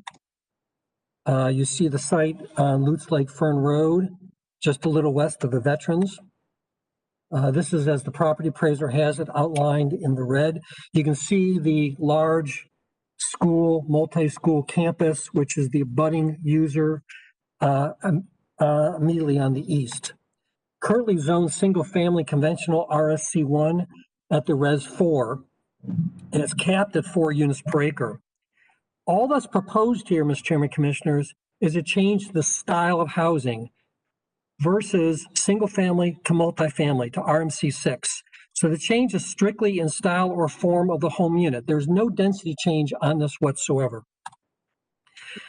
As I pointed out to you, we have the Veterans Expressway and multiple school campuses directly next door, which is Steinbrenner High School, Martinez, and McKittrick Elementary School. Across the street is the country club with restaurant, clubhouse, and recreation. Directly next door is a sports activity field, which, as we're told, gets very busy. This is the abutting owner, 2-story, very intensive school. These are the other schools that are immediately abutting as well. This is the activity center as it regards to the site, and across the street neighbor is a busy restaurant clubhouse. So historically, we did do a prior issue. The future land use category was changed, which was supported by the Planning Commission and the Board of County Commissioners. Brought through a couple other issues, a mini storage, which was not received by the neighbors, so we reduced the request to try and moderate the use and get folks in the area on board. It was approved for residential single family on June 6, 2019. Importantly, the surrounding uses are very intensive. So you can see the site in red. There's, as I indicated, the schools. You have a school childcare to the east, a church dog care facility, another school and childcare down Loose Lake Fern Road. So you can see the intensity along Loose Lake Fern Road with the preschool and the other schools and the intensity of the roadway. The neighbor abutting on the east does support the request, and we have in the record an email from that owner. And this is the email from the owner, which is again in the record. But I think what's critical is when you look at the ZHM report, he notes, quote, the predominant land use pattern in the area is low density, single family, detached, single family, residential, and residential. Commissioners, that is a direct contradiction to everything I just showed you. He did not consider the arterial roadway, the factor of all the predominant uses along Loose Lake Fern Road and the abutting uses. That is a tremendous contradiction. So looking even closer at the uses in the immediate area, this is the pet boarding, the daycare school, the church. Loose Lake Fern alone is a major arterial, 4-lane separated median roadway of 15,353 vehicles per day. Very intensive. Zoning staff recommendation, you heard Joe, given the mix of use in the area, that the parcel is located within school and larger lot single family, a multifamily townhome development could potentially be an appropriate transitional use. And that's what we believe it is. We believe it is a transitional use. Planning Commission recommendation notes the predominant land use pattern in the area is low density single family detached residential. Again, that's a contradiction to what is existing in the immediate area. 1,700 students every day next door, 4,500 students in all three schools, multi-story public use institution, and all the commercial uses along Loose Lake Fern Road. Again, the staff recommendation written is areas comprised of attached single family development, specifically 3 public schools, several child care centers, and a church. They recognize all those uses. The site is compatible and in character. It's abutting a major roadway located on the arterial roadway, and suitability of the site with high impact noise and activity level from the playground next door makes this a nice transitional use to the other uses along the roadway.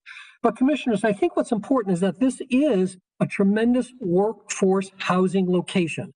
When we talk about that mantra, live, work, play, this would be a wonderful multi-unit use for the schools and all the businesses in the area to live there, work there, and play there. This is a perfect workforce housing location, which was not recognized. Now, looking at the comp plan community design component, reducing auto dependence is a critical factor in which life can lead without total automobile reliance, which this site would. For a variety of housing types, this would be multifamily. And goal number 1 of the comp plan of community design, plan a pattern of compact, livable, and walkable neighborhoods. This isn't a neighborhood, but it would serve as a workforce and live, work, play location. Comp plan, future land use, policy 16.2, gradual transitions of intensities between different land uses shall be provided. This is a good transition of intensity. Policy 1.4, compatibility, height, scale, mass, bulk of structures, particularly compared to the schools next door, pedestrian vehicular traffic, circulation, access, parking impacts, landscaping, lighting, noise, odor, architecture.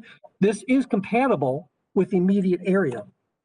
Comp plan housing element goal number 2, promote and assist the provision of ample housing supply within a broad range of types and price levels, which is what this site offers. Comp plan policy 1, Hillsborough County shall proactively direct growth into the urban area, which this is, where at least 80% of the population growth occurs in the USA, which this site does. You can look at the public schools facility element. They follow the same line, proximity to and within walking distance to residential neighborhoods, which this site would offer to students and to teachers who could work there. Conveniently located to residential neighborhoods and a direct, safe access path for pedestrian travel. We did talk to the school board, and the school board said at this time there is capacity of the adjacent concurrency service areas. If you apply for a certificate of concurrency, this would be approved. So in summary, the immediate vicinity has significant impact in commercial institutional uses, which clearly was not included in the ZHM report. Character of the roadway interchange is significant. Abutting uses are very active. Use proposed is very low impacting and is transitional. Characterization, we believe, with all due respect by the staff, is incorrect, calling it all single family area. Use is compatible. School capacity is okay. Perfect workforce size, many comp plan policies support. The issue, again, is only the style of residence, single family to multifamily at the same density. We appreciate your attention. Thank you. Happy to answer. Thank you. We have no party of record as proponents or opponents. Applicant waives his rebuttal time. Planning Commission staff. Thank you. Melissa Leinhardt, Planning Commission staff. The subject property is located within the residential 4 future land use category. It is in the urban service area and also within the limits of the Lutz community plan. The applicant is requesting a rezoning from residential single family conventional 6 or RSC 6 to residential multifamily conventional 6, RMC 6. The request is not consistent with the intent of residential 4 future land use classification, which is to designate areas that are suitable for low density residential development. Though the site is located within the urban service area where growth is to be directed according to plan policy, an RMC 6 zoning district would not be consistent with policy direction in the community design component of the future land use element. This portion of the plan contains policy direction which encourages designing developments that relate to the predominant character of the surroundings. It further states that new developments should recognize the existing community and be designed in a way that is compatible with the established character of the area. The predominant land use pattern in the area is low density, single family, detached residential. A zoning request to multifamily use would not be compatible with the existing development pattern. Future land use policy 16.8 specifically requires that density and lot sizes of the surrounding area be compatible with new development. The existing uses in the area are low density, single family residential and agricultural uses. Policy 16.10 states that any density increase shall be compatible with existing, proposed, or planned surrounding development. In this case, the surrounding area has existing agricultural rural zoning directly to the east, and planned developments to the west, north, and south, developed with a school and single-family detached residential. The request would be considerably different from any housing type in the area, and in fact, the closest multifamily housing type in the area is near the Suncoast Parkway and Van Dyke Road. Overall, the proposed use would present a compatibility concern, and it is not compatible with the existing development plan in the area. Based upon those considerations, Planning Commission staff finds the proposed rezoning inconsistent with the future of Hillsborough Comprehensive Plan for unincorporated Hillsborough County. Thank you. Thank you. Zoning hearing master. The zoning hearing master considered the applicant's request for rezoning from residential single-family conventional 6 to residential multifamily conventional 6. The zoning hearing master noted that the site is within the urban service area where growth is to be directed. However, RMC 6 zoning district would not be consistent with the policy direction of the community design component. The zoning hearing master stated that the community design component of the future land use element contains policy direction which encourages designing developments that relate to the predominant character of the surroundings. CDC Goal 12. The design component further states that new developments should recognize the existing community and be designed in a way that is compatible with the established character of the area. CDC Objective 12-1. The zoning hearing master found that the predominant land use pattern in the area is low density, single family, detached residential. and a rezoning request for a multifamily use would not be compatible with the existing development pattern. The zoning hearing master also found that policy 16.10 of the future land use element states that any density increase shall be compatible, with the existing proposed or planned surrounding development. In this case, the surrounding area has existing agricultural rural zoning district to the east and planned developments to the west, north, and south, developed with a school and single-family detached residential uses. The zoning hearing master found that the request would be considerably different from any housing type in the area.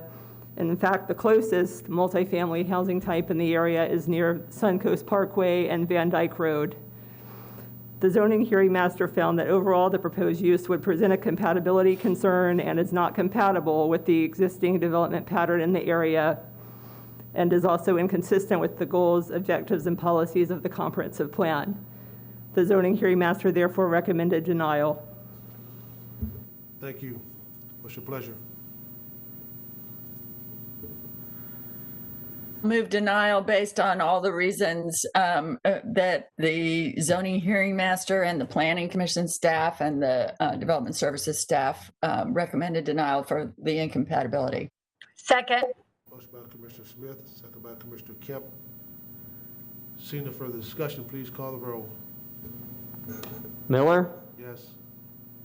Hagan, Yes. Kemp, Yes. Merman, Yes. Overman, Yes. Smith, Yes. White. Yes. Motion carried 7-0. Now move to G5. May I have a motion to open for oral argument? So moved. Second. Motion by Commissioner Overman, second by Commissioner White to move for oral argument. Please call the roll. Miller, Yes. Hagan, Yes. Kemp, Yes. Merman, Yes. Overman, Yes. Smith, Yes. White. Yes. Motion carried 7-0. Thank you, sir. Applicant? Good morning, Commissioners, Mr. Chairman, Todd Pressman, 200 2nd Avenue South in St. Petersburg, Florida. I have Mr. Leroy Gonzalez, who's here from want to give your address real quick? Just speak your address. You have to say your address. 612 Chastain Road, Sefner, Florida. Thank you. If we could go to a PowerPoint, please. Thank you.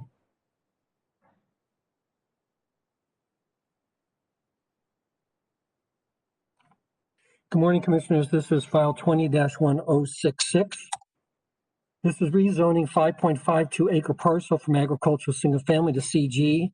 Future land use category is Res 1. Located on State Route 60 in the general Plant City Brandon area. Looking a little closer, this is located at James Redmond and State Route 60 on the aerial. And as the property appraiser has it, you see there's one structure on the property at the moment. So we are located 610 feet from the intersection. Locational criteria is 75% within 660. So we're very close to the locational criteria under the comp plan. You'll note the entire north part of the property is a wetland area. It's used for agriculture. It's not suitable for development. And this is the flood map showing the north part of the property as well, and showing the flood hazard. Now, if you look at the zoning map, you'll see that there's a lot of zoning intensity. In fact, there's CG to the west, further from the intersection, and a BPO, PD next door, and of course, a lot of intensity at the intersection. Looking closely at the CG on the east, it permits general apparel. You have CG on the east, abutting on the west, the PD allows very intensive uses as well. Eating establishments, which is what we're looking for here, farm supply, food products, horse trailers, vets, a wide range of uses. So there's very high intensity zoning wise on both sides of the property. And across the street is all approved for phosphate mining. So there's tremendous intensity around the site and at the intersection. Now you see on the aerial, which pulled down, it notes a restaurant operating at the site. And this is how the site looks now. Mr. Gonzalez has been renovating the site. It's located on a 4-lane divided arterial highway. It's on the Hillsborough County truck route. 2017 count was 23,500 vehicles per day. Abutting on the west is the other former restaurant. And this is the intersection of State Route 39 and 50. Now, commissioners, I have to say, the Planning Commission gets it right most of the time. And the zoning hearing masters do too. But when you look at the ZHM report, the ZHM report quotes, the majority of the properties immediately adjacent to the subject property are single family and vacant. That is absolutely incorrect. It just is. I showed you that there's tremendous intensity.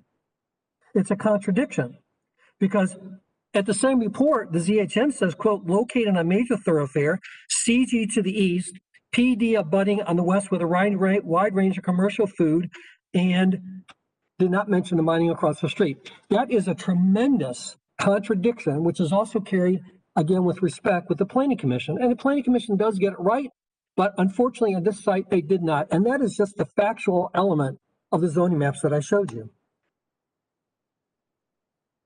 Now, on the site was a prior long-time restaurant use. And I don't have all the answers for you, Commissioner, but we do know the restaurant was there and it operated for a long time, although I cannot find zoning that allowed it to be there. But we can say that there was a long-time restaurant use at the site and it worked well. This is the current aerial. You can see the restaurant, well, not current, but somewhat current. You can see the restaurant that was operational, and then the north half is agricultural. That's 2014. 2014, you can see the restaurant is operational. 2008, you can see it's operational as well. And 2006, you can see it's operational. So we have a history of that.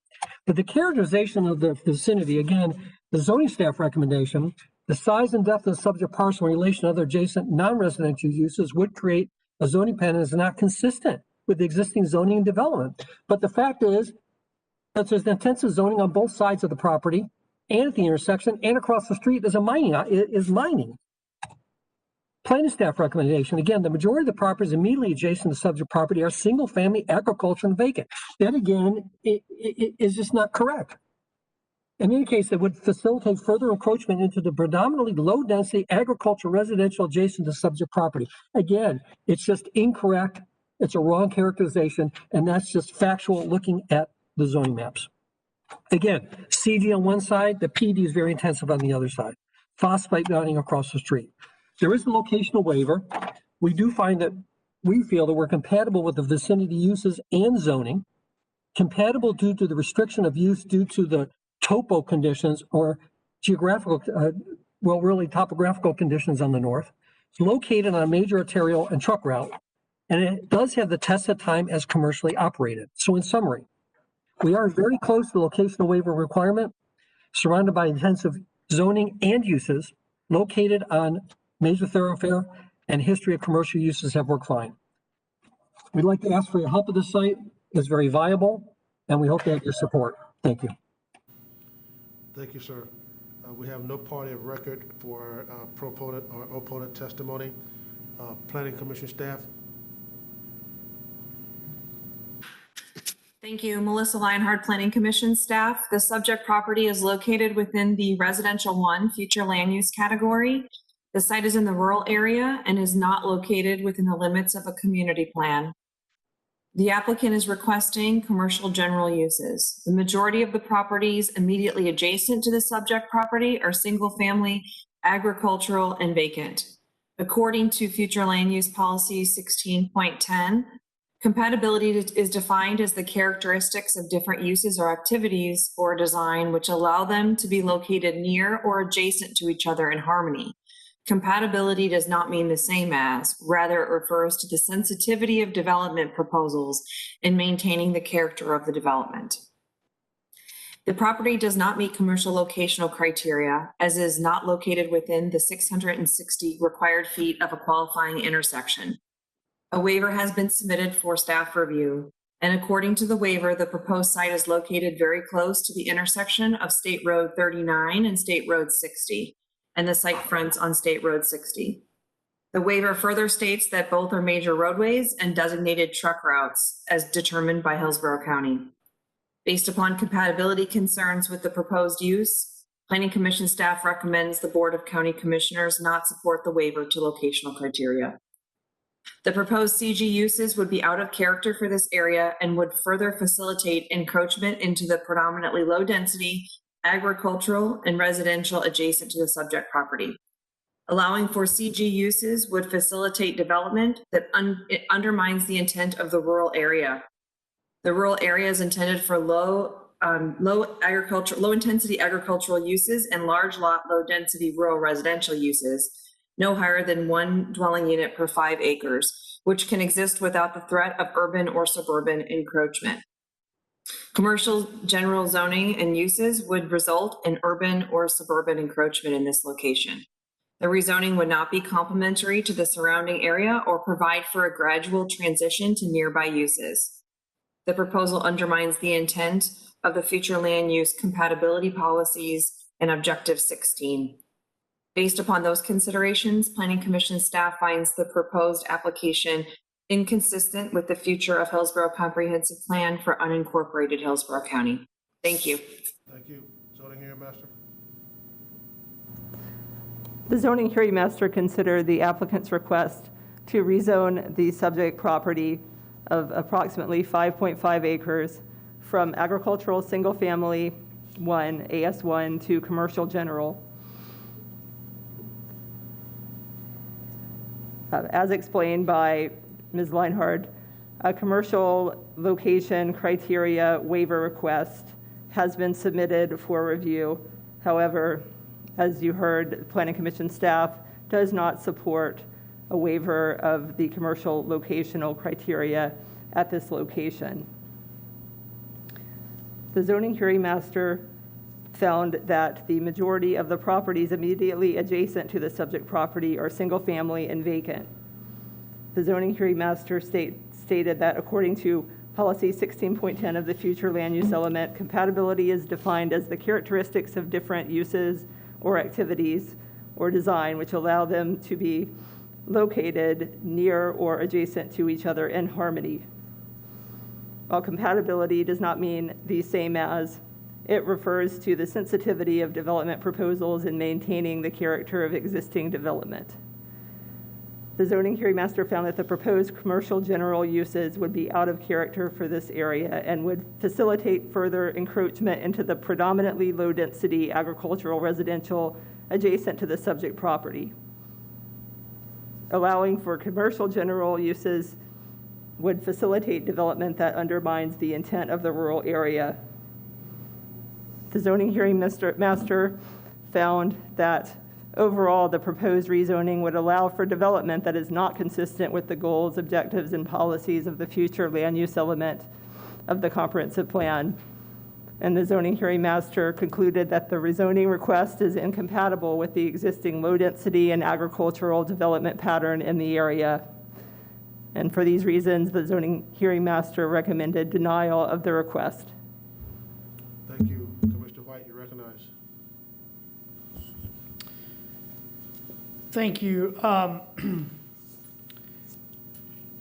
Much like G2, I'm torn on this one. I understand the recommendations of denial. I will say that this is on a busy roadway. It's a state road that connects the east to the west coast.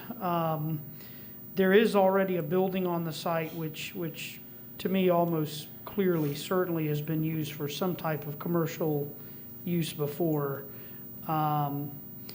I do have concerns about that intersection. It is regarded in the community as a dangerous intersection. Although I do suppose that ingress and egress into the site, if the zoning is approved, is something that can be addressed at the site plan level. So I think I'm inclined to move approval on this one. Second. There's a motion by Commissioner White, seconded by Commissioner Oldman to approve item G5. Commissioner Smith, you recognize? I won't be voting to approve this because the comprehensive plan has this area as Res 1 in the rural area. There is a tiny nearby commercial general thing, but that is non-conforming. That doesn't belong there. That's just being allowed to continue there. And that's kind of the problem with heading down this path of saying, oh, just this one, oh, just this one. And pretty soon you've really impacted the character of a rural neighborhood. Certainly it is not, as was characterized by the applicant, tremendous intensity in the area. It's just one tiny little CG use that is non-conforming. So I don't think we should be adding to that and going further down that path. I think we should maintain the integrity of the comprehensive plan here. And so I am in accordance and concurrence with the assessment of the Planning Commission staff that this is contrary to our comprehensive plan. And the zoning hearing master's recommendation. I think it's dangerous to go down this path. If anyone really feels like this kind of bigger commercial uses belong out here, the real way to do that is to apply for a comprehensive plan change and involve the community and see if everyone agrees that it's time to do commercial general in this area. But I don't think it is, so I won't be supporting it. We have a motion for approval by Commissioner White, second by Commissioner Overman. Seeing no further discussion, please call the roll. Miller, Yes. Hagan, Yes. Kemp, No. Merman, Yes. Overman, Yes. Smith, No. White. Yes. Motion carried 5-2. Commissioners Kemp and Smith voted no. Mr. Moretta. Commissioners, this brings us up to H1A and H1B. These are related items. H1A is a personal appearance recognizing a parcel that's the subject of H1B that's being removed, which is the subject of a rezoning. PRS 20-0370 is taking a clerical action to recognize the removal of that parcel. What will be remaining back in this plan development will be a 54-lot, 20-acre subdivision. H1B is a proposed rezoning that's going to come out of the previous plan development that I talked about. Proposals for a 54,228 square foot mini warehouse proposal that's the subject of a plan development. H1A is a public hearing. Both items can be considered together as one item before the board. H1B would otherwise be on consent if it were not for the personal appearance. It has all approvals. Thank you. The applicant present. Yes, good morning, Commissioners. Tyler Hudson, 400 North Ashley Drive. I have not been sworn. All right. Raise your right hand, please.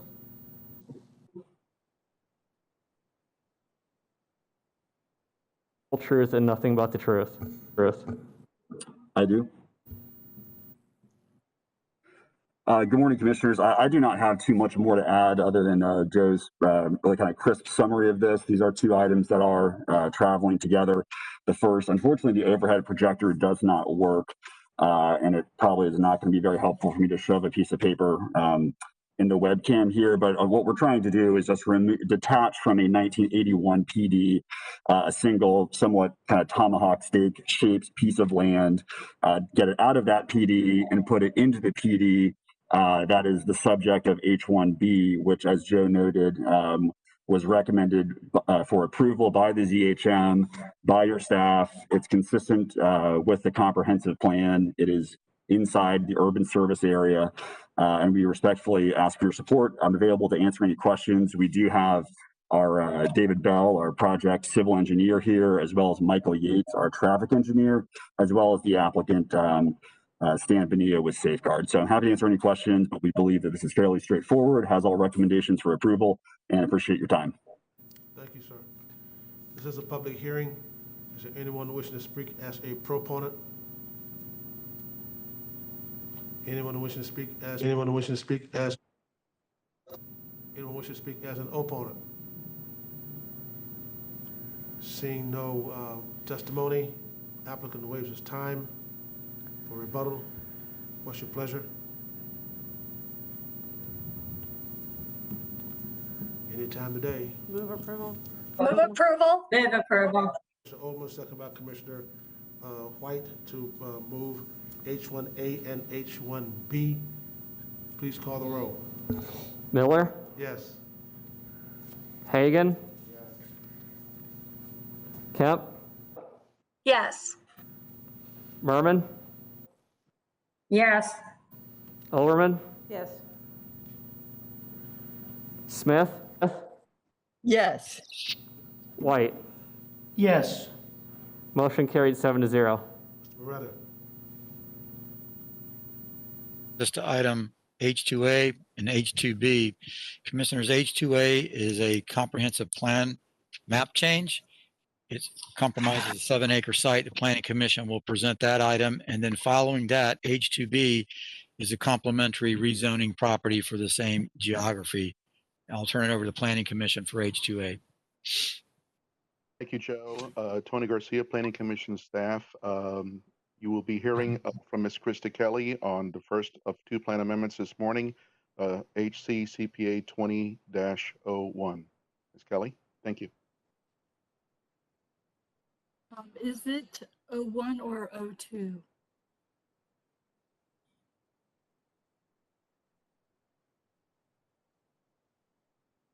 It says 02. Okay. Thank you. I just wanted to confirm that. Sorry, you're correct. 2002. I stand corrected. Thank you. No problem.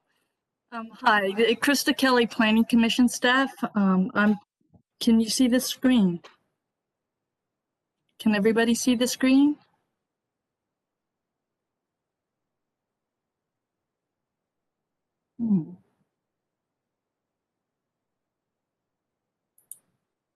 I'm presenting CPA 20-02. This is a site in the rural service area. It's also within the boundary of the Plant City Northeast Master Plan. It's adjacent to Lakeland along County Line Road in Hillsborough County, and it's served by the major road network I-4 East, the East-West Corridor and County Line Road, again, which is a north-south arterial. The site is... She's not, no, she's muted. Okay. James is working on. Oh, I'm sorry, is it not moving? Okay, the site is 7 acres in size and consists of 2 parcels. One is open space with tree boundary, and one has a home on site. The surrounding area, as you can see, is rural residential and agricultural. We are not seeing any presentation. Oh my goodness. I'm so sorry. James, can you please put the PowerPoint up? No, it's 20-02, the PowerPoint.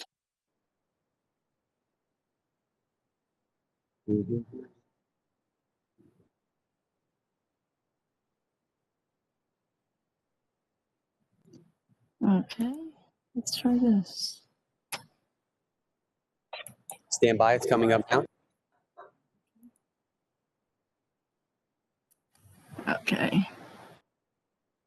Thank you. I apologize for that. This is CPA 20-2. It's a site east of Plant City. It is a future land use map amendment. It's privately initiated. The site is in the rural service area. It's also within the boundary of the Plant City Northeast Master Plan. The site is adjacent to County Line Road. So Lakeland is on the eastern side of County Line Road, Hillsborough County on the west. The major road networks consist of the east-west corridor of I-4 and again, County Line Road north-south.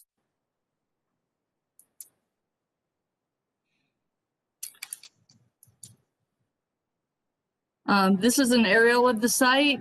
You can see this is County Line Road. The site consists of 2 parcels totaling 7 acres. It's predominantly undeveloped with 1 single-family home on one of the parcels. The surrounding area is characterized by rural residential development with some community support uses. There's a church and a cemetery a little bit further to the west, and then some smaller construction-related businesses. Okay. Doesn't want to change. There we go. This is the adopted future land use map. Currently, the site is designated residential 1, as is the surrounding area. As you can see to the south, the area, there's a large portion at the interchange of I-4 and County Line Road that is designated light industrial. A big portion of that site is owned by FDOT for water, stormwater storage. There is a private parcel within this area that is undeveloped.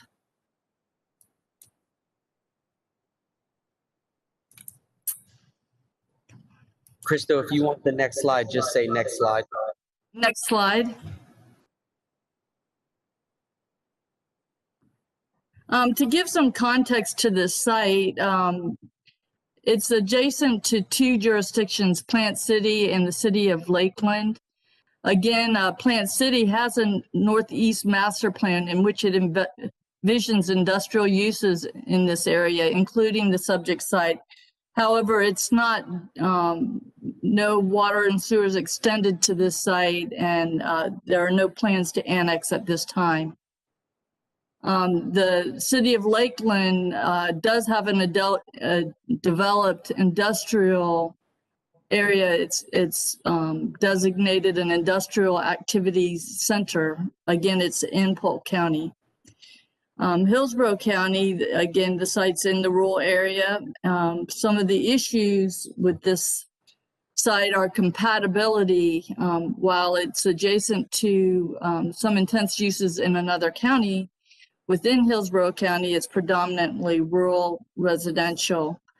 The site has access to I-4, and I just point out that I-4 is a truck route, however, Swindell Road is not. Next slide.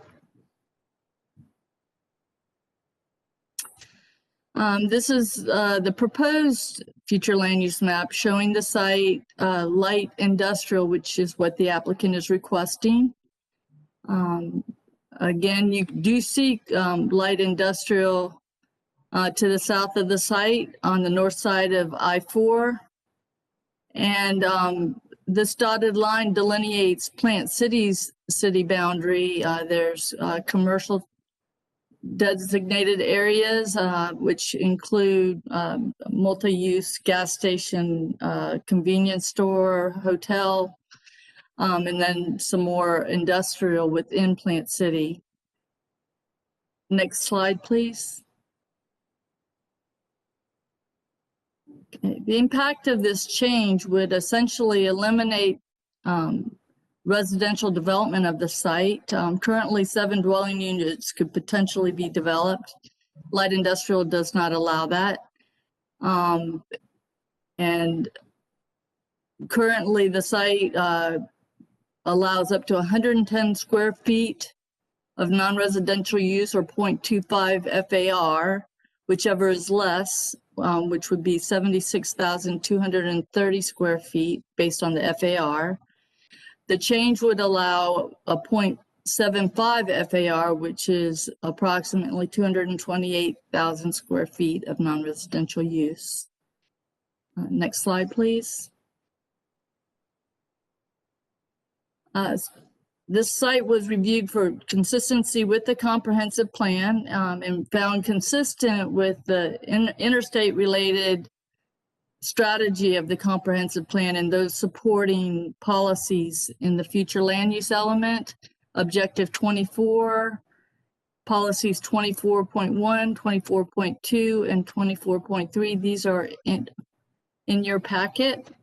These policies encourage the location of higher intensities of non-residential uses at locations that complement interchanges. It recognizes interstate interchanges as a valuable resource for more intensive development. Next slide, please. And as a strategy to promote compatibility, it requires site-controlled zoning districts, which permit the consideration of commercial uses at intensities above neighborhood serving commercial uses. It requires a PD zoning, and the site is encouraged to enable the use of the site based on design measures to minimize impact to the surrounding area. Next slide, please. This amendment was distributed for agency review and no objections were received. Next slide, please. Planning Commission, based on these findings, the Planning Commission recommends that CPA 2002 be found consistent with the goals, objectives, and policies of the future of Hillsborough's comprehensive plan for unincorporated Hillsborough County and forwards that recommendation to this board. And that concludes my presentation, and I'm happy to answer any questions. Thank you. I don't see any questions at this time, so therefore what we have to do is vote on separately on these. The first vote we will take is on CPA 20 dash, yes. Mr. Chairman, it is a public hearing Okay, that's right. for the comprehensive plan. There is no oral argument filed on the rezoning. You're right. This is a public hearing. Anyone wishing to address, to speak as a proponent, I'm sorry. Anyone wish to speak? Here for the applicant. If I may ask, how much time do I have? You have 3 minutes, sir. Okay, let me pull up, we're pulling up the PowerPoint at the moment, sir. Hold on a second.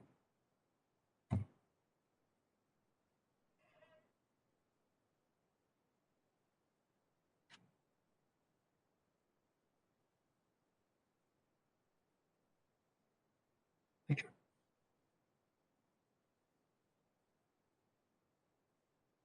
Thank you, Mr. Chairman. Let me say, in all the reviews, between the land use amendment and the companion rezoning, all staff recommendations are positive. There are no negative reports. The companion rezoning restricts this use to a truck stop. And I do have to say, compound policy, very important, recognize interstate interchanges as valuable resources for the location of intensive commercial. We're currently right at the outskirts of Hillsborough County. Currently, Res 1 proposed as LI. The current zoning is commercial general, other than, which is an error on the agenda. What I'd like to make you aware is that located on County Line Road, we're next to the city of Lakeland. And what you can see is immediate zoning is that we are CG, there's CI all throughout. Next door to the site is significant manufacturing and indicated as zoned office and zoned commercial. It's also indicated as a interstate activity center by City of Lakeland. As noted here in terms of their land use category directly next door. And that zoning and future land use is all throughout that intersection. Again, compound policy 24.1 recognize interstate interchanges as valuable resources. The Northeast Plant City future land use plan designates this site as industrial. So the future designation is industrial as well. And And your comp plan says to cooperate with adjacent county governments and compatibility with their comprehensive plans. In support, the same family owns to the north, the same applicant owns abutting to the west, and the next west owner also supports. So surrounding the site is all support, as are all the reviewing agencies of Hillsborough County. Ingress and egress is strictly on County Line Road. It's a very intensive roadway. As you can see, it's well marked. I think we've probably all driven by here, all well marked for access. So in summary, interstate interchanges are top priority in the comp plan. Previously, it's all been approved CG, designated industrial by Plant City's master plan. Abutting categories and uses are intensive. Site has tremendous ingress and egress, and good support from abutting owners. So with CG and the attached or companion rezoning for restriction to a truck stop, everyone is indicating compatibility, and we had, to my memory, no opposition whatsoever to this request. Thank you. Thank you, sir. This is a public hearing. Anyone who wishes to speak as a proponent? Anyone who wishes to speak as a proponent? Anyone who wishes to speak as an opponent? Anyone who wishes to speak as an opponent? Applicant waives his rebuttal time. We now take up CPA 20-01. What's your pleasure? Move approval. Motion by Commissioner White, second by Commissioner Overman to approve CPA 20-01. Please call the roll. Miller, Yes. Hagan, Yes. Kemp, No. Merman, Yes. Overman. I'm sorry, Commissioner Overman. Okay. Commissioner Smith Yes. and White. Yes. Motion carried 6-1. Commissioner Kemp voted no. Now we need a motion on RZ 20-0342. Move approval. Motion by Commissioner White, second. Motion by Commissioner White, second by Commissioner Overman to approve RZ 20-042.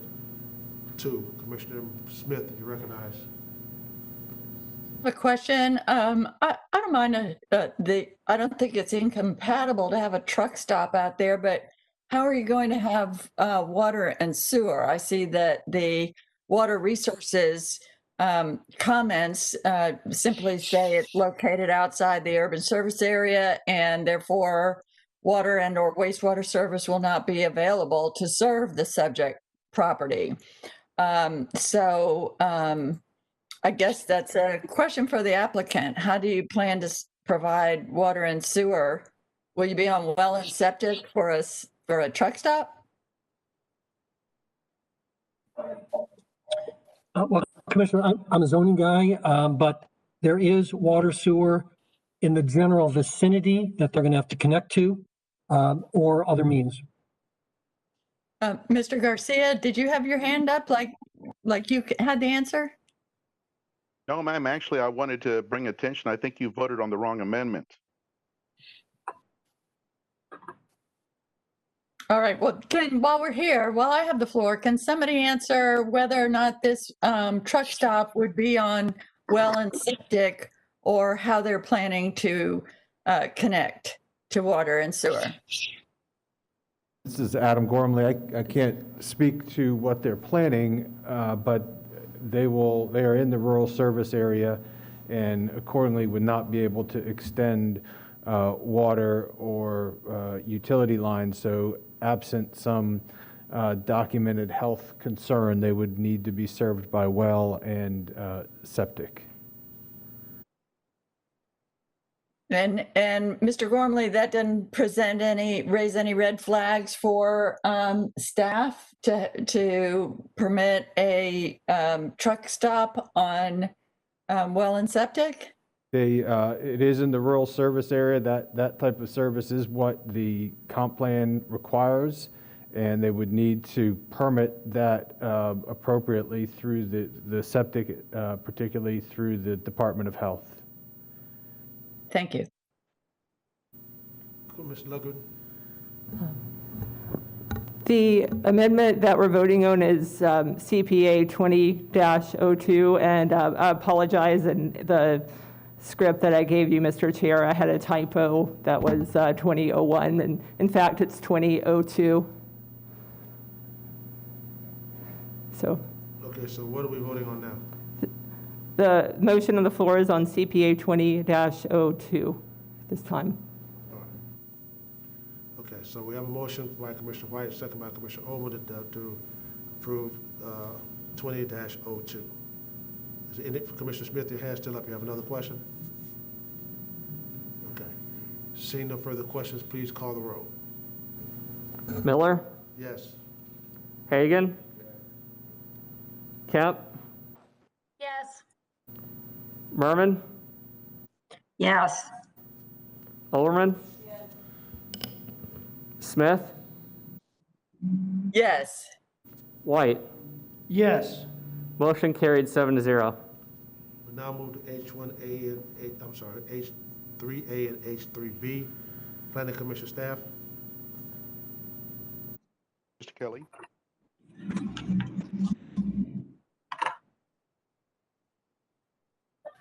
Yes.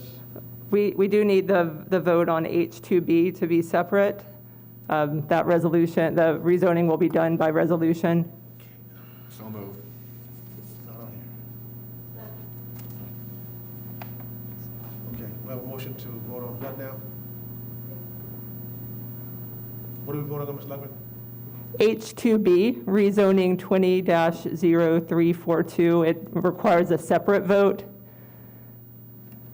So you know you had CPA 20-01. That should have been 20-02. Is that what you're saying?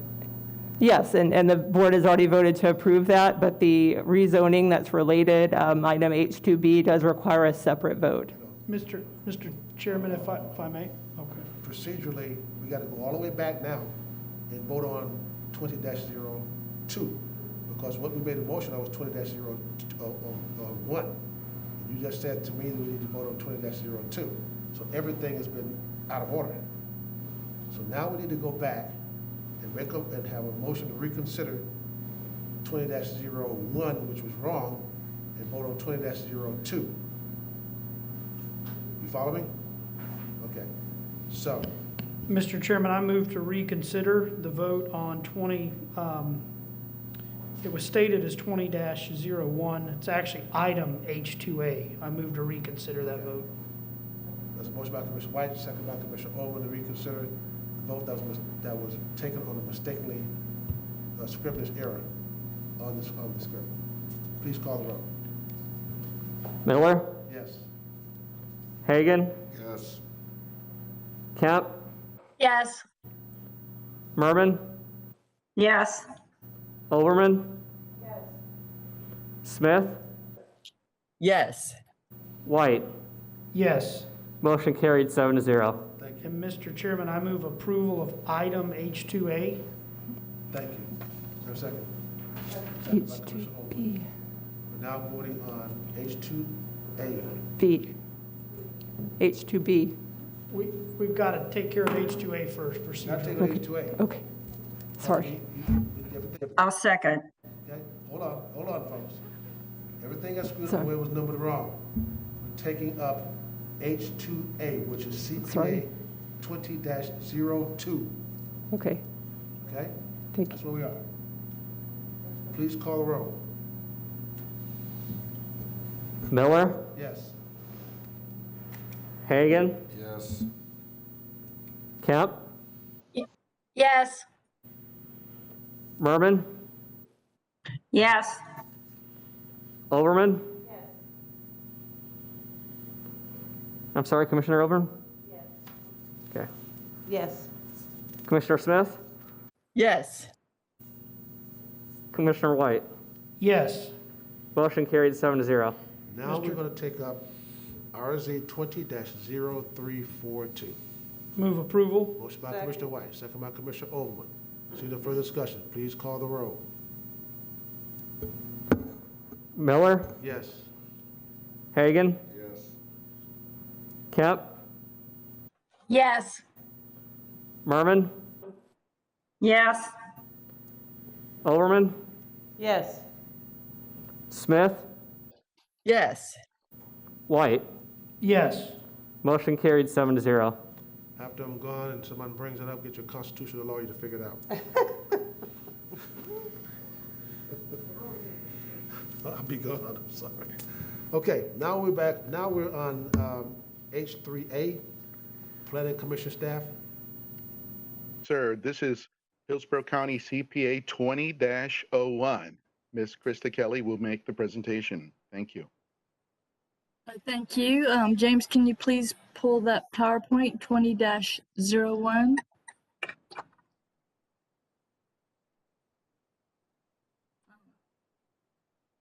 Thank you. This is CPA 20-01. This is a privately initiated future land use map amendment. Next slide, please. The site is located in the northern eastern portion of the county in the rural service area. It's within the Donatosasa Community Plan boundary. It is served by 3 major road networks: US 301, I-4 to the south, and I-75 to the west. Next slide, please. This is an aerial of the site. This is a 7-acre portion of a much larger site you can see here. It's used for agricultural purposes. The site and surrounding area, as you can see, is predominantly agricultural in character and some rural subdivisions. On the north side of 301, there is the Hillsborough River State Park, which is approximately 2,000 square feet of conservation land. And then to the south is Lake Donatosasa. Next slide, please. This is the adopted future land use map showing the site and all the surrounding area designated residential 1, reflecting the mixture of agriculturally related and rural related land uses. Next slide, please. The applicant's requesting light industrial planned on this site in that far corner. Next slide, please. The impact of this change basically is the removal of the residential use of that property. Currently, 7 dwelling units could be permitted. Light industrial plan does not allow that. It allows a 0.75 FAR, which is 228,690 square feet. Next slide, please. In review for consistency, it was found that the proposed change to light industrial plan is inconsistent with the county's rural strategy, which intends to preserve rural residential communities, agricultural viability, and to protect natural resources. The strategy also seeks to direct higher densities and intensities into the urban service area. The Donatosasa Community Plan also seeks to preserve the rural agricultural quality of life within its community plan boundary. It discourages the encroachment of suburban and urban scale uses and seeks to preserve the unique quality of life articulated in the plan. Next slide, please. This amendment was distributed for agency review. There were no objections received. Next slide, please. Based on these findings, the Planning Commission recommended that CPA 20-01 be found inconsistent with the goals, objectives, and policies of the plan, and forwards that recommendation to the Board of County Commissioners. And that concludes my presentation, and I'm happy to answer any questions you might have. Thank you. Is the applicant there?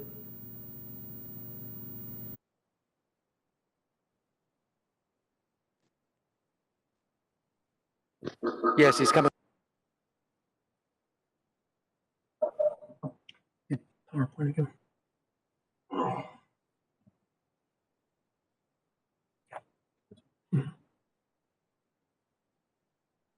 Yeah. Okay, thank you. Mr. Chairman, Commissioners, Todd Pressman, 202nd Avenue South in St. Pete, Florida. How do we? Oh, thank you. Oh, got it. Okay, I see. Thank you. Thank you. So this is HCCPA 20-01. We do have a companion rezoning with it. Critically, the rezoning restricts it to just a single use. We're located out on States Road, Knights Griffin Road, Northeast County. Currently, Res 1 proposes LI, and companion rezoning restricts to open storage of RVs, boats, and trailers. It's extremely quiet use. It's rarely used. It's extremely well buffered and separated. No infrastructure, water, septic, sewer really needed. Extremely low trips and no wetland impacts. We're doing just one small area to keep it very secluded and away from any kind of impacts. 449 feet, more or less, to residential, which is approximately 1.5 football fields. That would be approximately 4 or 5, maybe 6 Tom Brady long bombs on the football field, I would estimate. So project site, you can see that we do have support from the neighbor to the north and the neighbor to the immediate west. So we are able to bring forward abutting owners in support. Knights Griffin, where it's located, is an arterial roadway. Interestingly enough, the site is extremely well buffered. These are just a couple photos of the site, as you can see, which has natural buffering all the way around it. Even up into the homes, which are almost 500 feet away. Under current agricultural zoning, the site could provide very intensive agricultural uses by right.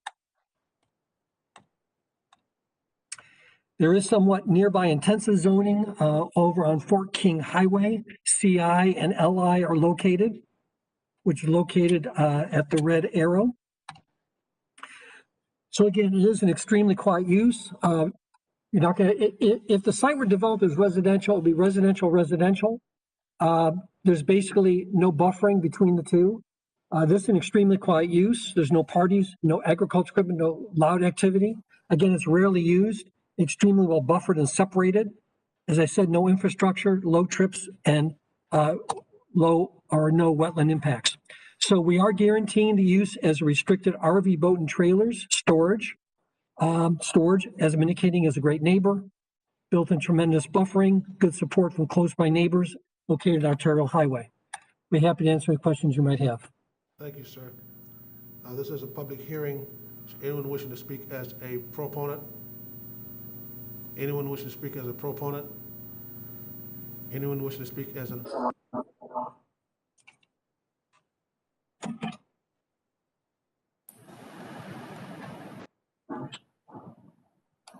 Good morning. Okay, hi, I'm James Slatton. I was born on the property out there. I feel that, and Mr. Don Balaban was here earlier. He has about 400 acres on Knights Griffin. Agricultural quality of life. I think that's beautiful what they wrote there. If you start all the way out in Wyomama and you drive down 301 and you look at every road you take a right on, those were all farms and dairies. Brandon, Riverview, Ruskin was tomato farms, but we end up into Nodasassa and we get there and we decide you can't do nothing. So, Tom, will you pull that up for me? I think there's huh? We need to pull up one page on the PowerPoint, Mr. Chairman.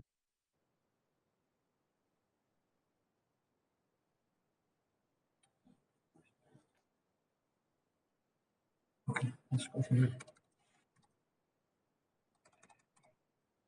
That's a good one. You'll see a subdivision right below our site right there. When I was a kid, that was a beautiful orange grove. Somebody came down here years ago when we were 1 in 5, one house per 5 acres, and somebody got the zoning changed to build that subdivision right there.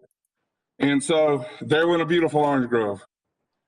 Across the street, on both sides of me, agricultural use. If you look at that picture, you will not see anything being grown there. And our whole community looks that way. People are going to need a place to put a low impact, their RVs, their boats. We've been asked to store stuff there forever. It's covered storage. It's beautifully buffered. And I really would appreciate y'all taking a look at this. I think all of us out there that are landowners that used to grow oranges, I wish I could have an orange grove. They are dead. They will not grow. Small agricultural is gone. Unless you're a big ag, you can make money. Small farmers are a thing of the past. We are offered $25 an acre to grow hay there. That's your top offer to grow hay. If you guys want to send me a check for that, I guess I won't build it. But I'd really appreciate y'all's common sense to realize that Tenoda's House is going to change just like everywhere else has changed. Consistent or inconsistent, eventually it's going to become consistent. Why should we have to wait on some big guy to come in and do it?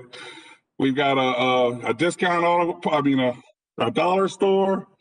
We've got all kinds of industry just right through that field. I can look at it. The county yard's right across the field, across the street. And also on 301 down there by that beautiful park is zoned commercial right across the street from it. I would like to get another person out there from y'all from down here and let them ride around with me and show them what's going on. Thank you for your time. I appreciate you. Sorry if I sound a little passionate, but I just don't think that we should be circumcised from the rest of the county. Thank you, sir. Is there anyone else wishing to speak as a proponent? Anyone else wishing to speak as a proponent? Anyone wishing to speak as an opponent? Anyone wishing to speak? Opponent? We do have somebody? 2 people. Could you put that in, please? Now, we're not on 3B yet.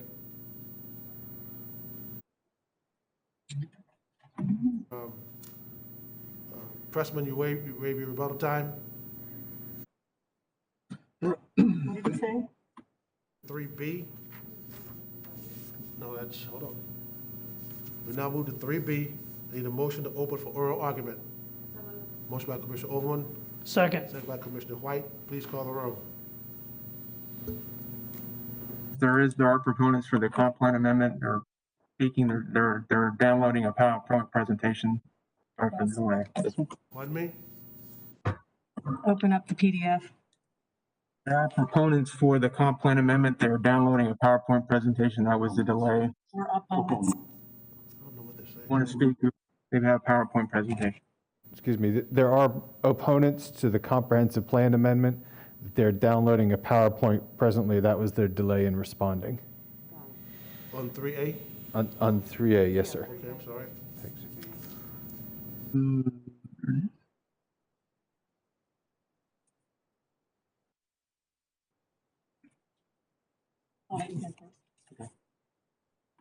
I need to push page down. I need to. Yeah. Okay. Page down. Forward arrow. Forward arrow. Okay. Good morning. My name is Brian Chalmers. I'm the Vice President of the Homeowners Association and resident in Walking Estates, Lake Sassa Drive location. I want to briefly touch on prior slides about the zoning of the lake perimeter and the term of being inconsistent to plans. Put it into real life, you can see a picture there, top left. That is an RV and a boat trailer yard, which is about 3 to 4 miles from our properties on 301. Route 301 is an industrial road with lots of those options of storing those kind of RVs, boats, and so forth. You can see the condition of it as years go by. We feel it's an inconsistent proposal. has a lot of bearing on the environment and the landscape. And in our opinion, we don't see other lakes in our county with the same environmental and beauty of what they are being invaded by this kind of industrial proposal. The rezone request is to go industrial within the immediate location of a lake and inside the perimeter road. I think that's my key point. US 301 is littered with this type of industrial storage areas already. Traffic issues are unknown. It's a very difficult bend at Stacy and this property. Excuse me, can you hear me? Yes. I think you're on the wrong item, sir. Am I correct, Ms. Lugman? Yes, we're currently on public hearing on CPA 20-01. So any comments need to be directed towards the comprehensive plan amendment. We will shortly be considering H3B, the rezoning, and Mr. Chalmers is a party of record who is qualified for oral argument. He and the other opponent who's qualified will have 10 minutes at that time to present and speak on the rezoning. Okay. Mr. Chalmers and Ms. Doherty, we have to go back. We have to open this up. You were a little bit early, so just hold on. Let me go through some procedures, and we'll get back, and you can start all over again, okay? Can you hear me? Understood. Okay, all right. Now, again, I need a motion to open for oral argument. So moved. Motion by Commissioner Overman, second by Commissioner White. Open for oral argument. Please call the roll. Miller, Yes. Hagan, Yes. Kemp, Yes. Merman,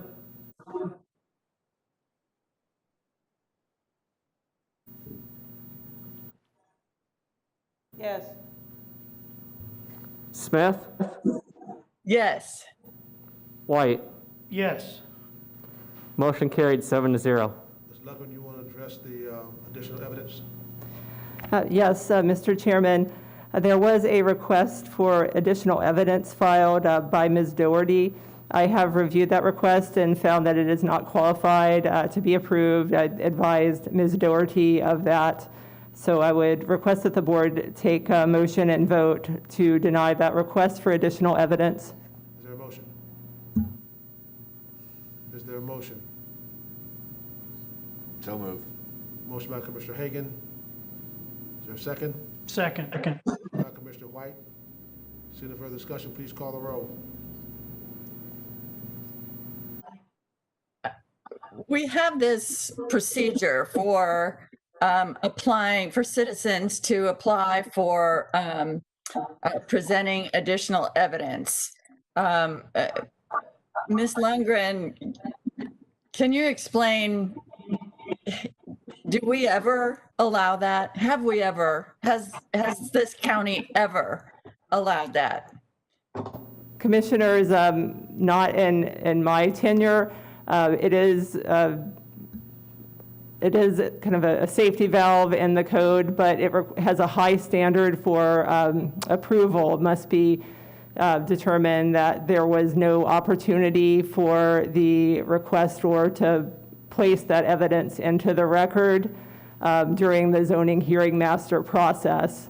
And in this case, I did review that material that Ms. Doherty sought to submit and did see that it was of a nature where it could have been presented and put into the record prior to the close of the zoning hearing master proceeding.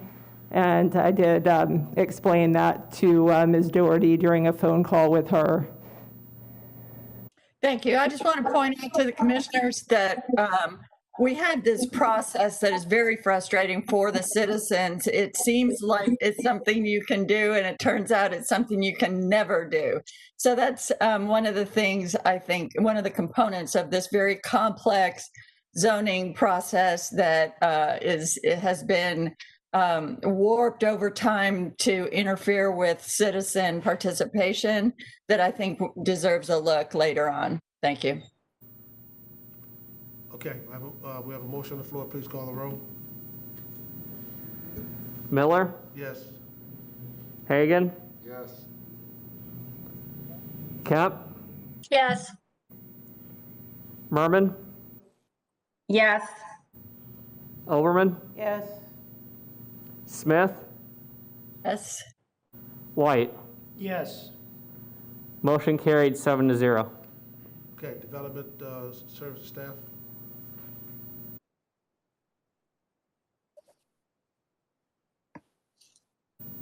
Joe, if you could introduce item H3B. Thank you, Commissioners. This is rezoning 20-0343. Is the implementing zoning proposed for item H3A, which is the future land use map change. The zoning is contingent upon that change being made. It's a request to go from RSC2, which permits single-family dwellings on half-acre lot minimums, and AR, which is 1 unit per 5-acre lot minimum agricultural residential zoning. The request is to commercial intensive with the restriction. The applicant is proposing a restriction to limit the zoning to the open storage of domestic vehicles, recreational vehicles, boats, and trailers. The staff reviewed this and found it to be inconsistent with the zoning pattern in the area and is recommending denial. Additionally, Planning Commission found it to be inconsistent with the plan, and the zoning hearing master also recommend denial. An oral argument, as you know, has been filed in this case. We're available if you have any questions. Thank you. Thank you, Mr. Morelli. Applicant, you have 10 minutes. Sorry, go ahead. Todd Pressman, 200 2nd Avenue South in St. Petersburg, Florida.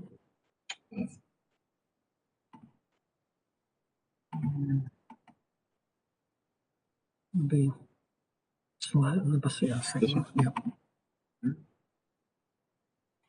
Okay. Here, share it.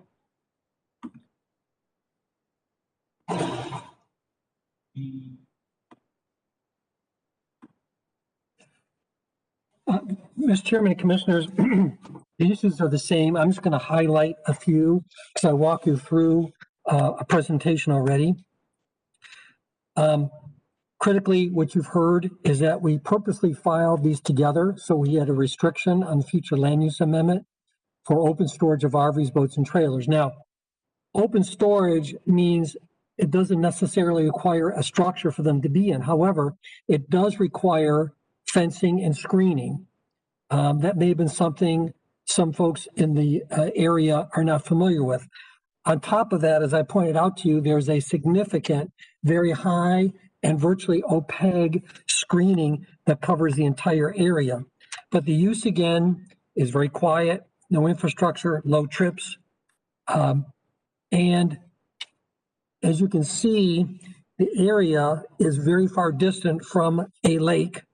I would estimate that at 700 to 800 feet, maybe more, considering that the distance to the south of residential is almost 500 feet. So we don't see any impacts or implications into the lake, of which agriculture typically does have more impacts into water bodies of that nature. I think it is important to note that we do have support from abutting property owners who were down here earlier. They were also at the ZHM and spoke to the ZHM in regard to their support. The roadway is an arterial roadway. They are safe roadways. There's no history of accidents that we're aware of. But of course, this use is a very low trip rate. The only thing that's lower than outdoor storage is a cell tower. And again, I want to show you all along the property is a significant, thick, and substantial hedging, which you can see on the roadway is very thick and opaque on the north and the south, and even in between the homes on the south, which would be 500 feet away.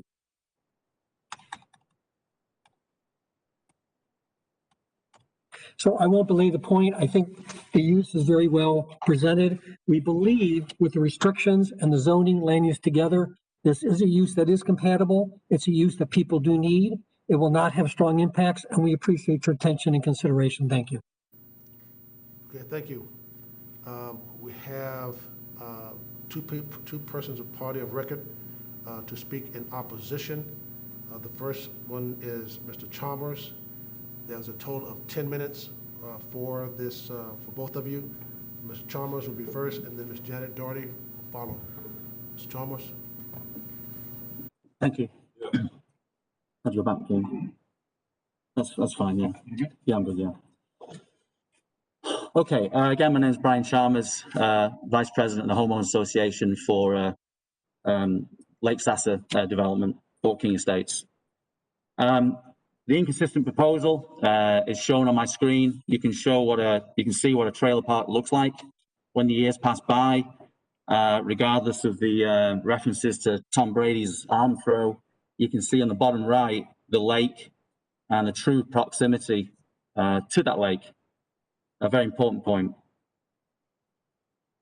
When I spoke before, I mentioned about all the lakes, the beautiful lakes we have in this county. And to my knowledge, they're not going to be lined with industrial applications inside a perimeter road. What is the problem statement? The rezone request is to go industrial within the immediate location of the lake and inside a perimeter road. Very close by, a stone throw, you've got the US 301, which is littered with this type of industrial storage area. The picture that was on my slide before, and is actually on the top right of this slide, is taken on 301. It's about 4 miles from our neighborhood. The traffic issues are very bad. I was very interested to hear the prior statement by Mr. Pressman about no history of accidents. I've witnessed several myself, and I've seen police cars there. So I would find that hard to believe. This will be a tremendous eyesore to the north of one of few established neighborhoods around the lake. It's hard to find quality living at the right kind of cost around a lake. I found that, and so did my 27 fellow homeowners. 26, I would believe, would support me, and one being a family member would not in this matter. In the initial hearing, it was stated great community support. That's now changed to landowner support. The community is not behind this in any way. Other neighborhood concerns, they came from a poll around our neighborhood, and we tried to summarize them. Impact to our property values of a unique lakeside community. The slippery slope of big toy storage, what it is today, and what it might come in the future. Environmental impact assessment of such a facility, water, oil, grease, fire protection, etc. There are 0 architectural plans and elevations, no idea about canopies, sheds, or anything like that at this time, and maintenance and upkeep as far as the rules, the visual and physical upkeep of a private area. Solutions for consistent to plans. I am not an expert in this by a long way. Some of the solutions thrown out by our neighborhood is custom homes, agricultural retail, farm, livestock.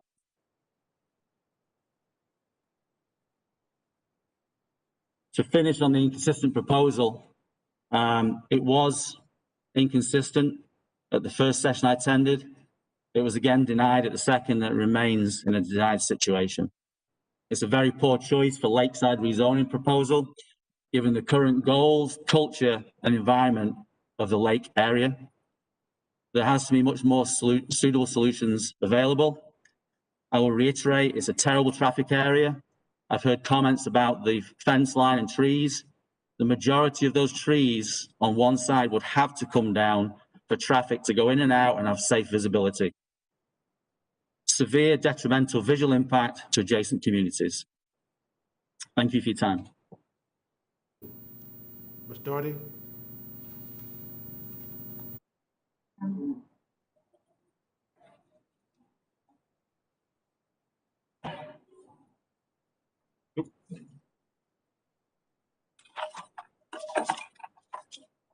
Good morning, Commissioners. For the record, I am here today. I have taken a vacation day, and I'm here as a concerned citizen who lives in Sassa, and I'm not here as an official capacity with EPC.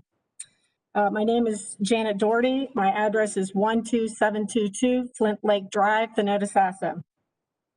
I'm here today because I was a party of record in opposition to this application. for the property located at 11201 Knights Griffin Road. They're requesting a rezoning from agriculture rural to commercial intensive uses. I agree and concur with the Planning Commission and the ZHM for denial that this project is inconsistent with the goals, objectives, and policies of the county's comprehensive plan. When we talk about traffic, Fort King is a service level D, Knights Griffin is a service level C. Commercial uses are not compatible adjacent to neighborhoods. That's the policy 16.5, especially next to Lake Thonotosassa. It's also incompatible with the Thonotosassa community-based plan, which includes agriculture, protection of property owners' rights and values, and establishment of open space, green space, and low density and rural residential uses. And finally, the project proposes storage of RVs, boats, etc., without any containment. As someone who has expertise in the environmental storage facilities, they do frequently have environmental issues with waste oils and petroleum contamination. This would be disastrous next to Lake Thonotosassa, which already has degradation of low oxygen levels, nitrogen contamination, and frequent algal blooms. So I am an opponent to this project and would request denial. Thank you for your time. Thank you. Applicant, you have 5 minutes for rebuttal. Mr. Chairman, point of order, a oral argument was submitted for Mr. Slatton as a proponent. Ms. Lugren? I do have Mr. Slatton and Norman Slatton as an applicant representative. Yeah, we have Mr. Applicant, Mr. Pressman. A little bit hard to understand, sir. We have him as an applicant. Oh, is Mr. Slatton the applicant? What's his name again? Slanton? Yes, Norman Slanton? I can't remember. Yes.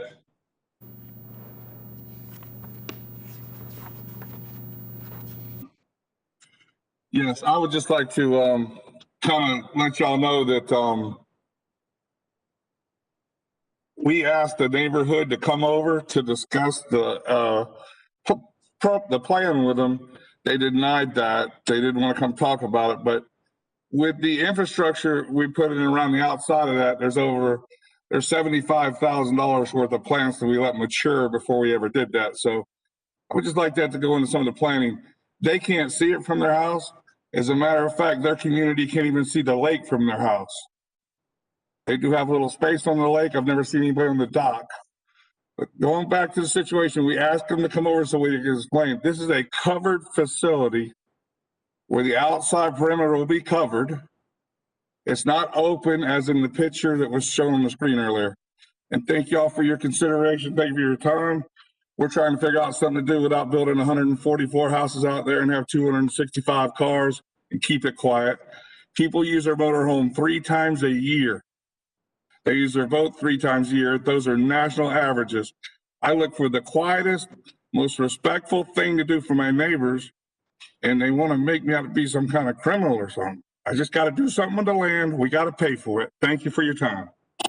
Thank you. Applicant, 5 minutes rebuttal. Mr. Chairman, Commissioners, if this is denied, what's the use that goes there?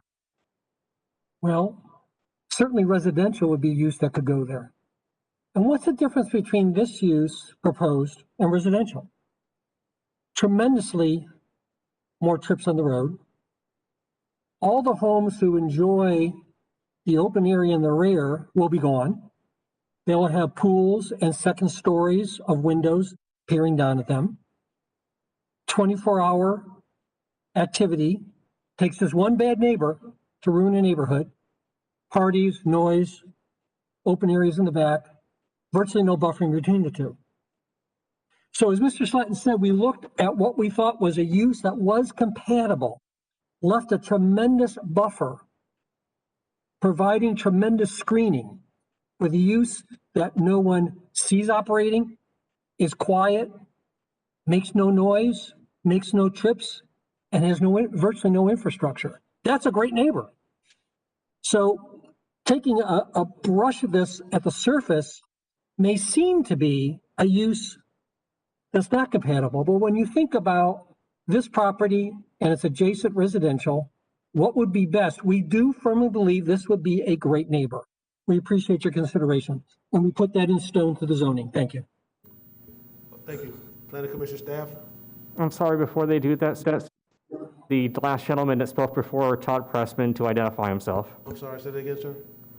The gentleman that spoke before, Todd Pressman, I need him to identify himself. Mr. Slanton? James Slatton, 11201 Nice Griffin Road. I live on the property. Thank you. Slanton? Planning Commission staff? Thank you, Mr. Chairman. Tony Garcia, Planning Commission staff. The applicant is requesting to rezone the 7+ acre portion of a 39-acre parcel located at the corner of Knights Griffin Road and Ford and King Highway from agricultural rural to commercial intensive restricted.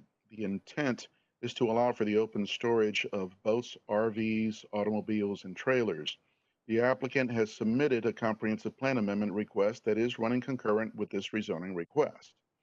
The companion comprehensive plan amendment, HCCPA 2001, is to change the future land use map designation from residential 1 to light industrial. At the public hearing on June 18, 2020, the Planning Commission found the proposed amendment to be inconsistent with the comprehensive plan. Objective 4 of the future land use element states that the rural service area provide areas for long-term agricultural uses and large lot, low-density rural residential uses. Policy 4.2 directs that the preferred density in the rural service area is 1 dwelling unit per 5 acres. The proposed rezoning does not meet the intent of Objective 4 in Policy 4.2, as introducing a CI-R zoning district in a primarily rural residential area would undermine the comprehensive plan's intended development pattern for the rural service area and the existing development pattern in the surrounding area. Objective 8 and Policy 8.1 outline the purpose and function of the range of uses provided in each land use category. Commercial intensive uses such as open storage are not currently permitted in the residential 1 future land use category. The applicant has submitted a comprehensive plan amendment to change the subject site's future land use classification to the light industrial. The Planning Commission has found the plan amendment request to be inconsistent with the comprehensive plan. According to Policy 8.2, all potential land uses must be evaluated for compliance with the goals and objectives of the comprehensive plan. Planning Commission staff recognizes the decision of the Planning Commission and finds the proposed rezoning to permit for open storage of boats, RVs, and trailers inconsistent with the goals, objectives, and policies of the comprehensive plan for the rural area. Objective 9 and Policies 9.1 and 9.2 require development to be consistent with the comprehensive plan future land use categories. Policy 9.1 states that if a zoning district is inconsistent with the plan, the request shall not be approved. The proposed rezoning is inconsistent with the comprehensive plan as determined by the recent decision of the Planning Commission, as we have already stated. Objective 16 and Policies 16.1, 2, 3, and 5 emphasize the protection of existing neighborhoods and compatibility with the surrounding area. The area is characterized by large lot, low-density single-family dwellings on all sides. Introducing this commercial intensive use would be challenging to appropriately mitigate for the surrounding residential land use pattern.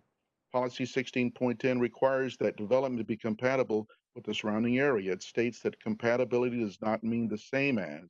Rather, it refers to the sensitivity of development proposals in maintaining the character of existing development. As the dominant character of this area is rural residential, the proposed CI-R use would significantly increase the intensity of uses on site, facilitate urban encroachment, and would not be compatible with the existing scale, type, and intensity of land uses in the area. Although the site does meet locational criteria as per Objective 22 and Policy 22.2, it is limited to the 660 square foot portion of the parcel that fronts Fort King Highway and Knights Griffin Road. Policy 22.7 states that locational criteria is not the only factor to be considered for approval of a neighborhood commercial or office use in a proposed activity centers. considerations involving land use compatibility, adequacy, and availability of public services, environmental impacts, adopted service levels of affected roadways, and other policies of the comprehensive plan and zoning regulations would carry more weight than the locational criteria in the approval of the potential neighborhood commercial use in an activity center. In this case, the proposed use is incompatibility with the surrounding area has been determined by Planning Commission staff for both the amendment and this rezoning. Objective 30 and Policy 30.6 direct the county to preserve agricultural and rural lands and that agricultural and agricultural support uses are preferred in the rural service area. The proposed use of open storage of RV, boats, trailers, and trucks is not an agricultural or agricultural support use and does not meet the intent of Objective 30 or Policy 30.6.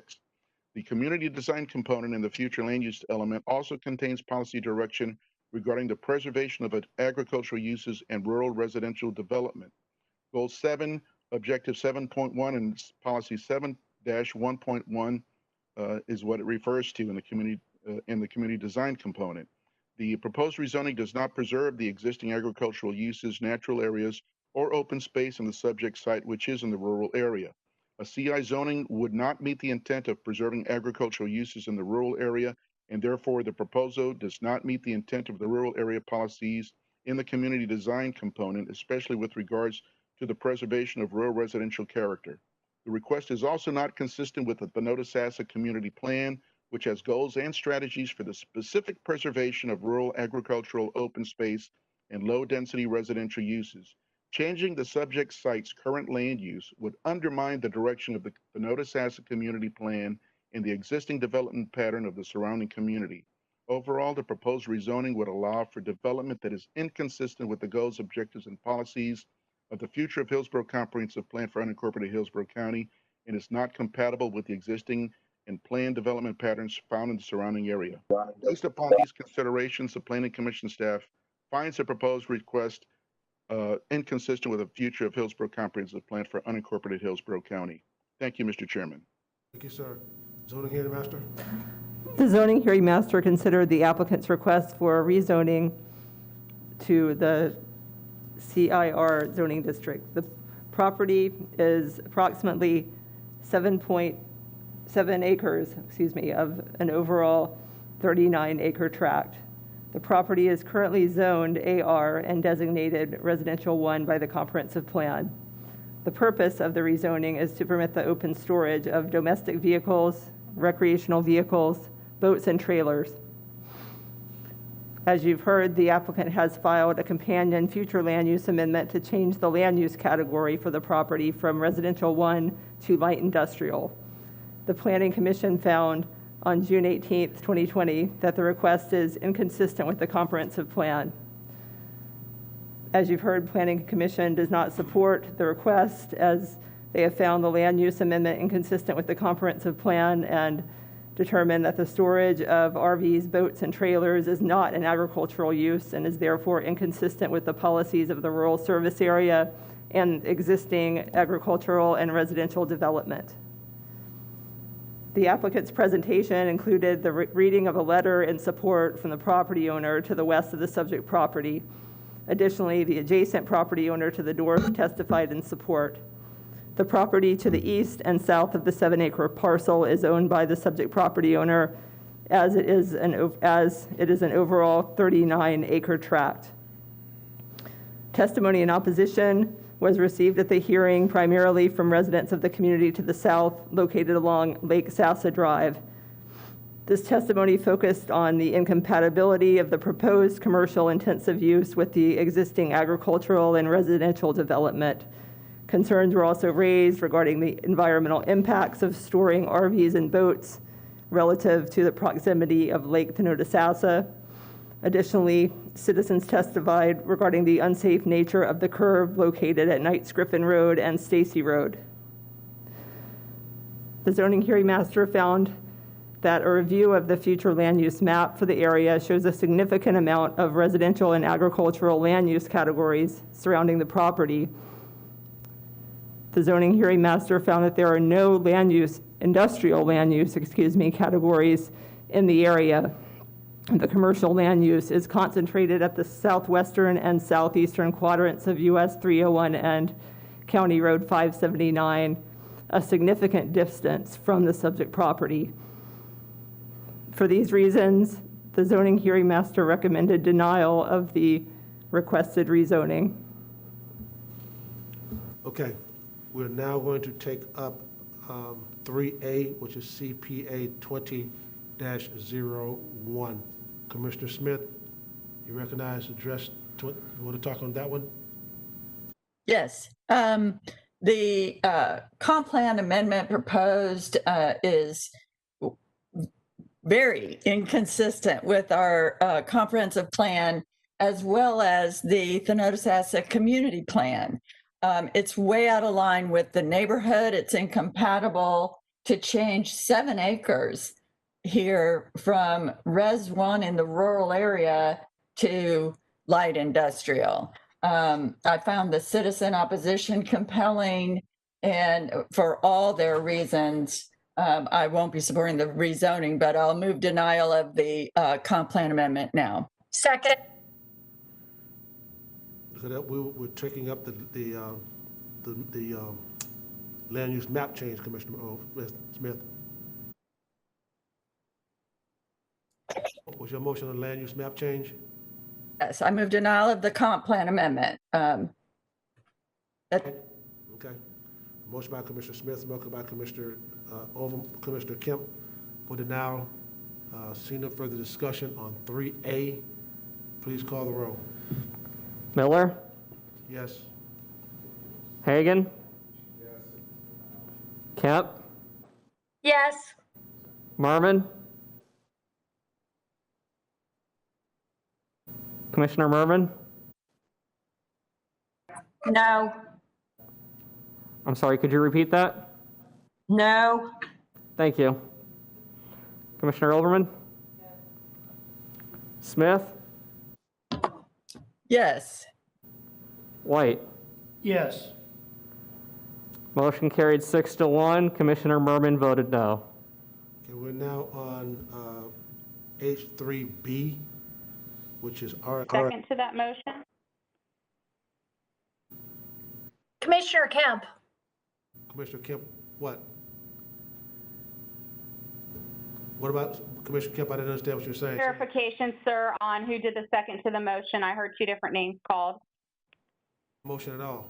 No, for the last order. She was confirming the last. Pardon me? She's confirming the last vote, the second on the last vote. It was Kemp. It was Kemp what? She seconded the last. She wants to confirm who motion. Oh, the last one? I'm sorry. Couldn't hear. Commissioner Smith made the motion, Commissioner Kemp second. That was on 3A. We're now on 3B. What's your pleasure? Move denial. Motion by Commissioner Ullman. Is there a second? Second by Commissioner Hagan. For denial on 3B, H3B. Seeing no further discussion, please call the roll on H3B. There was a motion by Commissioner Overman, second by Commissioner Hagan. Miller? Yes. Hagan? Kemp? Yes, I didn't even hear, I think Commissioner Smith made the second. Commissioner Kemp on H3B had a motion by Commissioner Overman, second by Commissioner Hagan for denial. Okay, yes. Merman? Yes. Overman? Yes. Smith? Yes. White? Yes. Motion carried 7-0. Okay. Mr. Beretta. We'll pick it up at 1:30 with the public hearings. Okay, we have public hearings for sections E and section H4A at 1:30, so we stand in recess until 1:30 p.m. Thank you.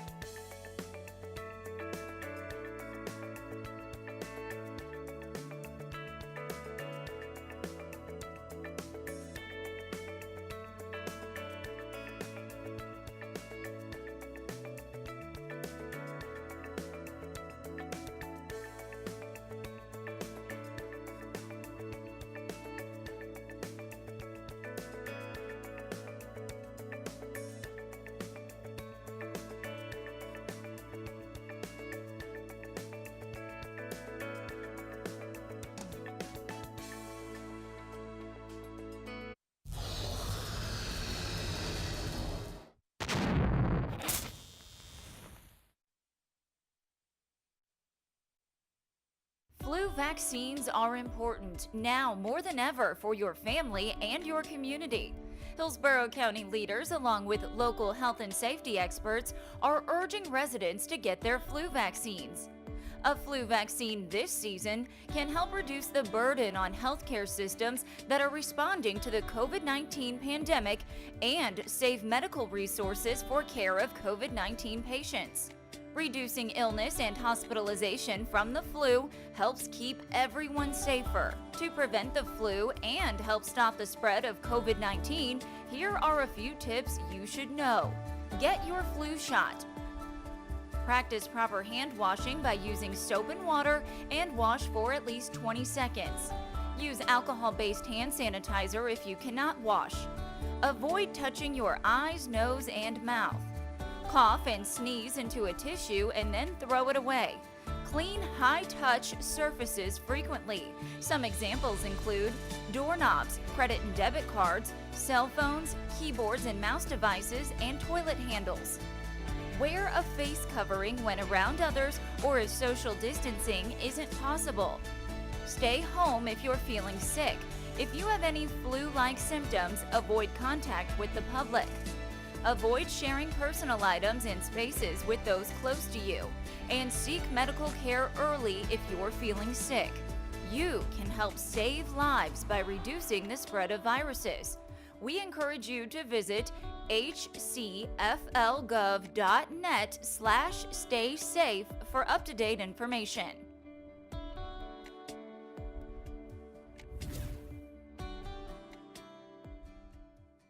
Hi, I'm Hillsborough County Commissioner Les Miller.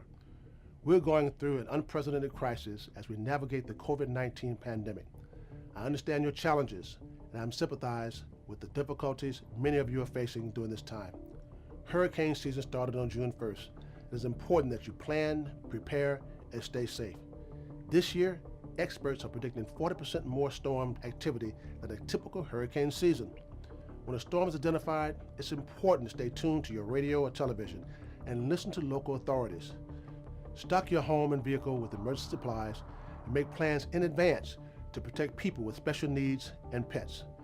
If evacuation orders are called, heed the warnings and follow special instructions related to sheltering during COVID-19 pandemic. I encourage you to visit hcflgov.net/staysafe for information on disaster planning, evacuation zones, shelters, and more. Make sure you and your family plan, prepare, and stay safe.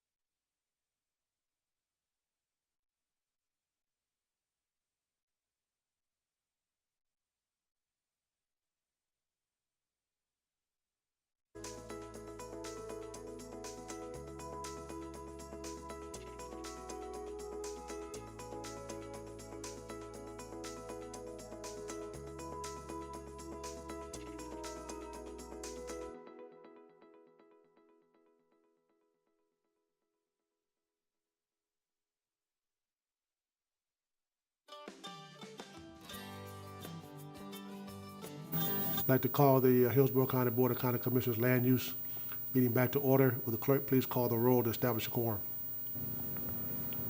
Miller, Here. Hagan, Here. Kemp, Here. Merman, Here. Overman, Here. Smith, Here. White. Here. All right, you have quorum. Thank you. Mr. Moretta.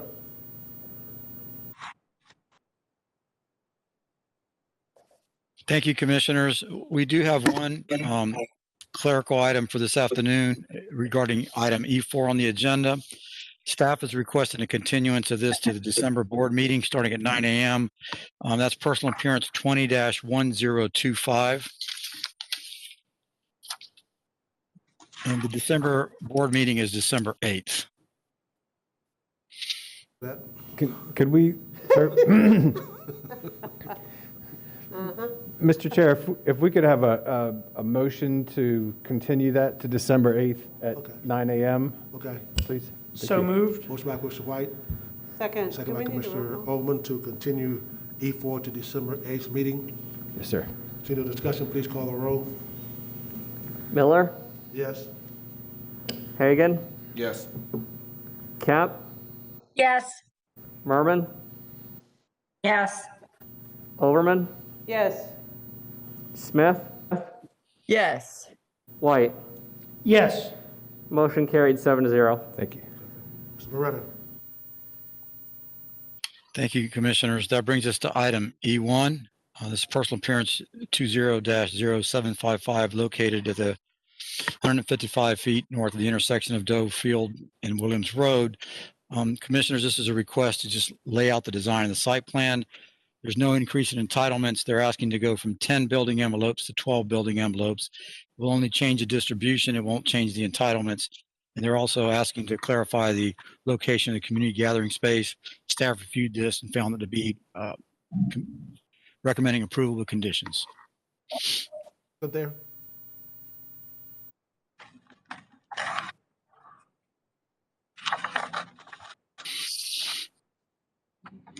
Present.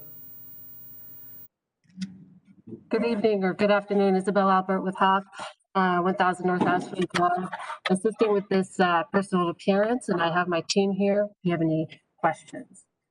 So as Mr. Murata stated, sorry, I'm having trouble playing this.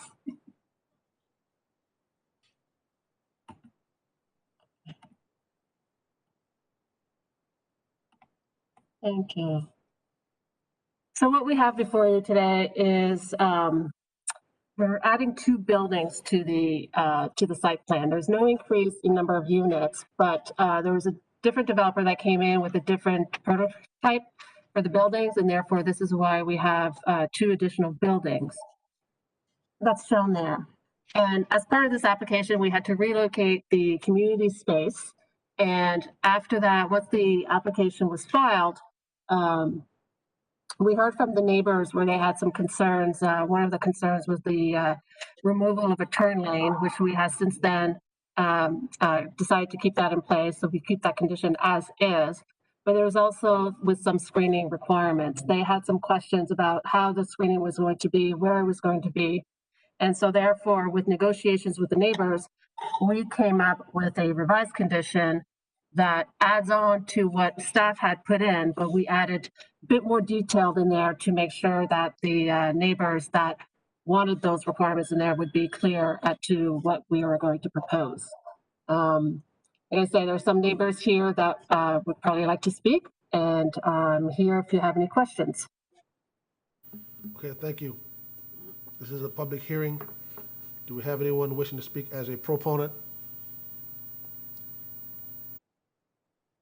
Proponent.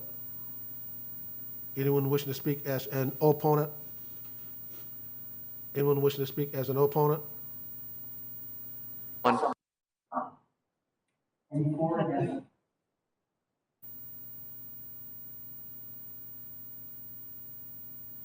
Is there anyone wishing to speak as an opponent? Yes, we do. I'm sorry, we have proponents. You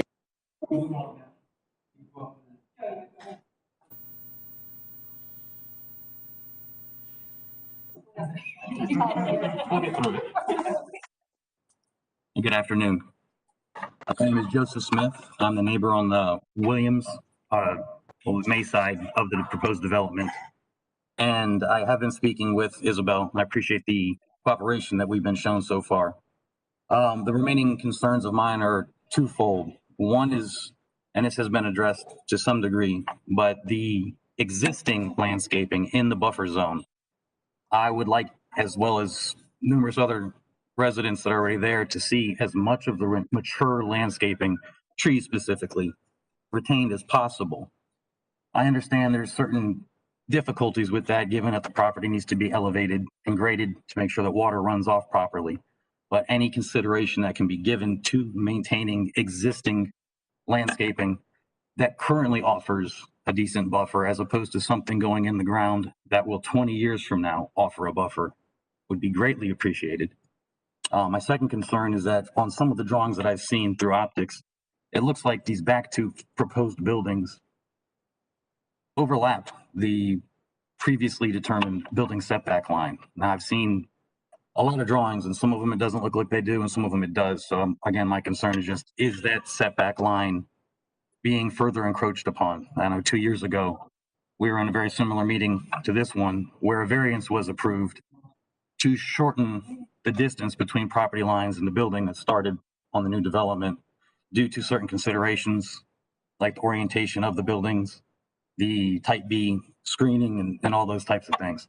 My concern now is that those buildings are moving closer in, if the one drawing I saw is the one that's going to be kept, and that there's then going to be a variance on top of the variance with no additional considerations left. That's it from me. Any questions? No, sir. Thank you very much. Is there anyone else wishing to speak as an opponent? Yes, sir. They're on their way up. My paperwork. No one wants the copies of the paperwork. I don't know how much time I have. Okay, hi, I'm Kathy Pendergrass. Welcome to the new members of the board. I live at 1906 Duffield Place, and I've been meeting with you for quite some time now, and it has been quite chaotic and heartbreaking to see some of the things that have happened. But I have to tell you, our experience with Meritage Homes and Isabel and Garth and Tyler has been very pleasant, and I appreciate everything they've done to be accommodating and available to us. We met, Meritage Homes and Level Up met with the residents of 1904 and 1906 Duffield Place on Friday, November 6th.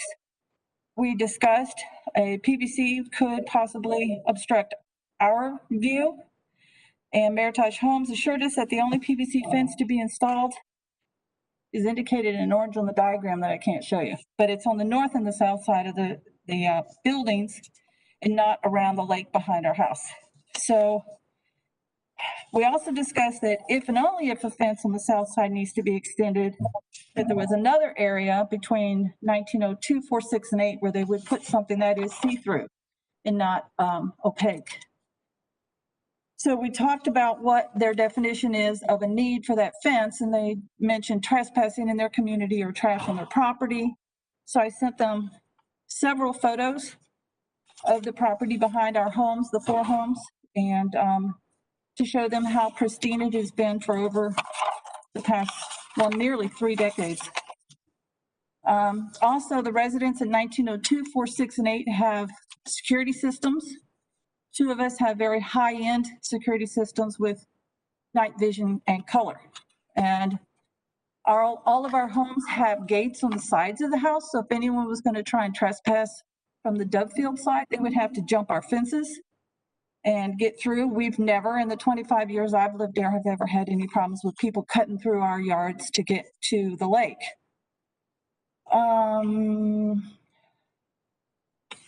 going to skip that. Oh, and we did say that we're all willing to help them. If they do find that there are trespassers, my security system records 24/7. It doesn't reloop for 30 days. So if there's any issues, if it means not putting a fence behind my house, we will help them find the culprits doing that. What you cannot see are these beautiful coyotes that live on the north side of the lake. I have some great photographs. They come right up to me. I'm cautious, but they do come up to us. And if, heaven forbid, they get into that community and they hurt a child or a pet, it would be very disturbing. So if they find that they're having problems with the wildlife, my consideration would be that they put maybe a 4-foot chain link fence between the EPC wetlands, which we call the lake, and their social gathering area, just for safety's sake from the wildlife. I have pictures of the coyotes. I also have pictures of the backyard. Now, what I do oppose is the pond they're going to put. It's a boomerang shaped pond. If you have any of the drawings behind 1902, 4, 6, and 8, and how close it's going to be to our house, that's one thing. But when I look at the ponds and the Ryan's homes across the street and the ponds up on Williams Road and near MLK, and you can't see the drawing, but it's just, they're atrocious and they're not maintained. And I don't want to see that happen. You know, we're going to have our view, we're fighting to keep our view, but then I don't want this to be our view either. And Joe has already talked about his. And I would like, and I don't know how possible it is because of civil engineers and laws and guidelines, I would like Meritage to revisit the size of their retention pond that's behind our home to see if it's necessary to be that large, plus the one that's over by the social gathering area for just 4 acres. So I don't know. I'm not the expert at that. And do you have any questions for me? No, ma'am. Thank you very much. Is there anyone else wishing to speak as a opponent?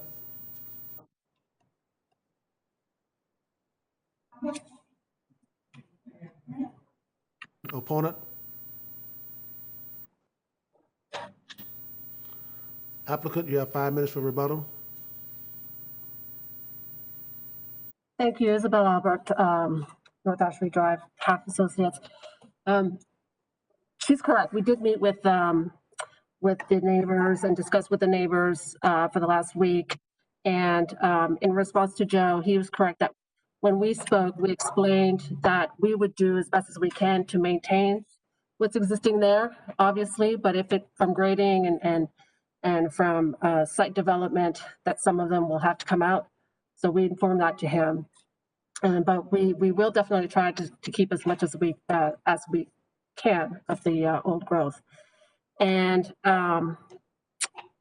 for Mrs. Pendergrass, where she questioned about the pond was always going to be there. From the original rezoning, that's the natural location where the pond's going to be, but the final design of the pond is not established at this time. Like she says, it's just depending on engineering, but the pond is going to be in that location, but the final design is unknown. I think that's all I have. Hold on one moment.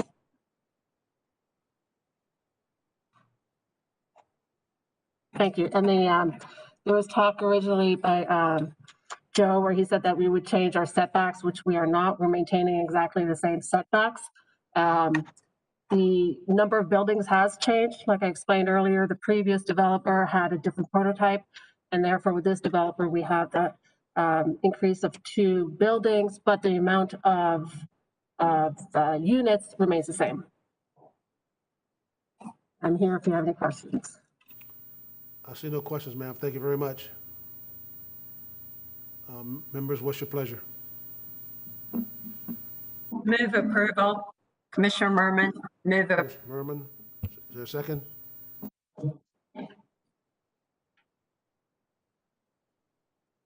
See no further discussion. Please call the roll. Miller, Yes? Hagan, Yes. Kemp, Yes. Merman, Yes. Overman, Yes. Smith, Yes. White. Yes. Motion carried 7-0. Thank you. Mr. Moretta? Mr. Chair, I'm sorry, I did not hear who the second was on that motion. Can you please restate it for me? The motion was made by Commissioner Merman, second by Commissioner Overman. Thank you, sir. Mr. Moretta? So item E2, personal appearance 20-0858, located at 105 feet east of the intersection of Floyd Road, Dale Mabry, basically the northeast corner of Dale Mabry and Floyd Road. Commissioners, this is a request to modify the site plan for an existing plan development. There's no change in entitlements in the uses. However, the site is being designed to accommodate a drive-through bank. There's been several iterations in changing the conditions as well.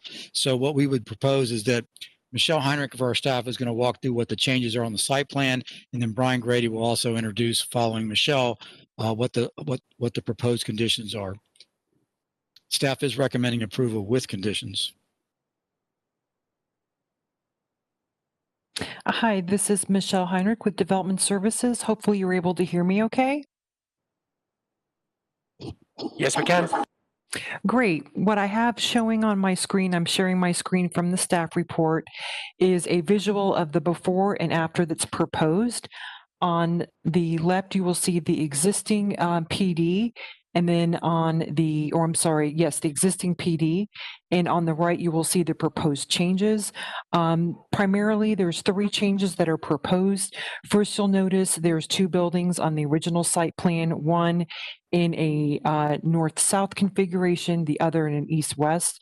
Under the new plan, you will just have a north-south configuration oriented towards Dale Mabry. Secondly, as noted by Mr. Moretta, there is a proposed drive-through for a bank that is shown on the site plan on the northernmost portion of the project.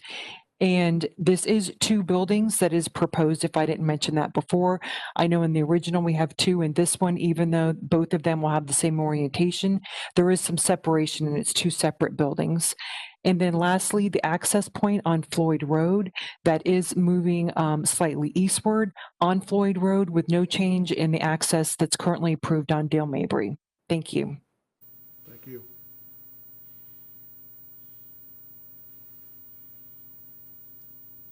County Development Services. The applicant has been in discussions and meetings with adjacent property owners, and I believe the representatives here to speak to some revisions that they've been in discussions with the applicant about.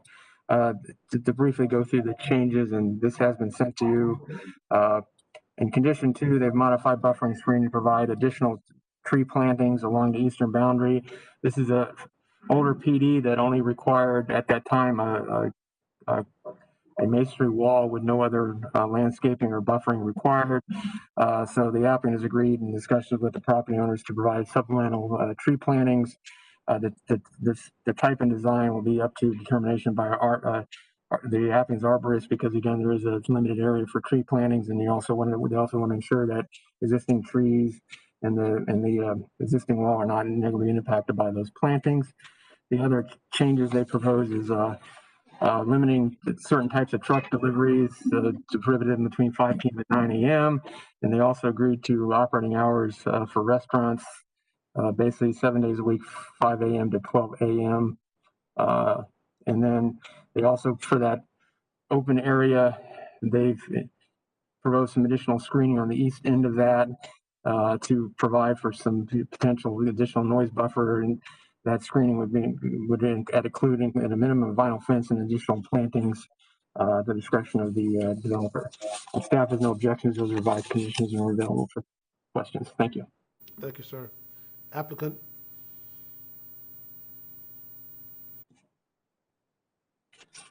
Good evening, Commissioner, or good afternoon, Commissioners. Tyler Hudson, 400 North Ashley Drive, here on behalf of the applicant. I don't have much to add other than what Joe and Brian have said. You know, when we sent out public notice on this application, we got some concerns from some neighbors and some input from them. And as you all know, the story typically goes one of 2 ways, either on the one hand with more lawyers and people in matching t-shirts and long meetings, and the other way is a compromise. And I'm pleased to say that we were able to have the latter situation in this case. We agree with all the development conditions that were proposed, that Brian just mentioned, that were done in compromise and consultation with the neighbors. Todd Pressman, he is here to speak on their behalf, so you don't need to just take my word for it, and I'm happy to answer any questions you may have. Okay, I have no questions. Thank you, sir. This is a public hearing. Anyone wishing to speak as a proponent?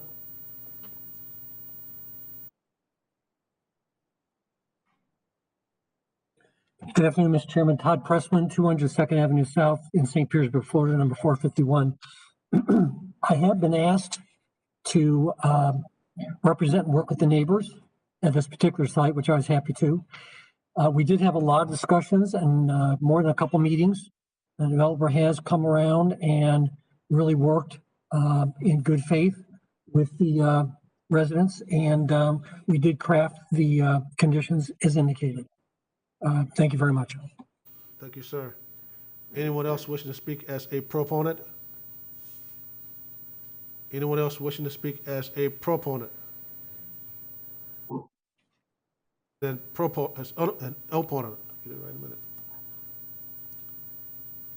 Anyone wishing to speak as an opponent?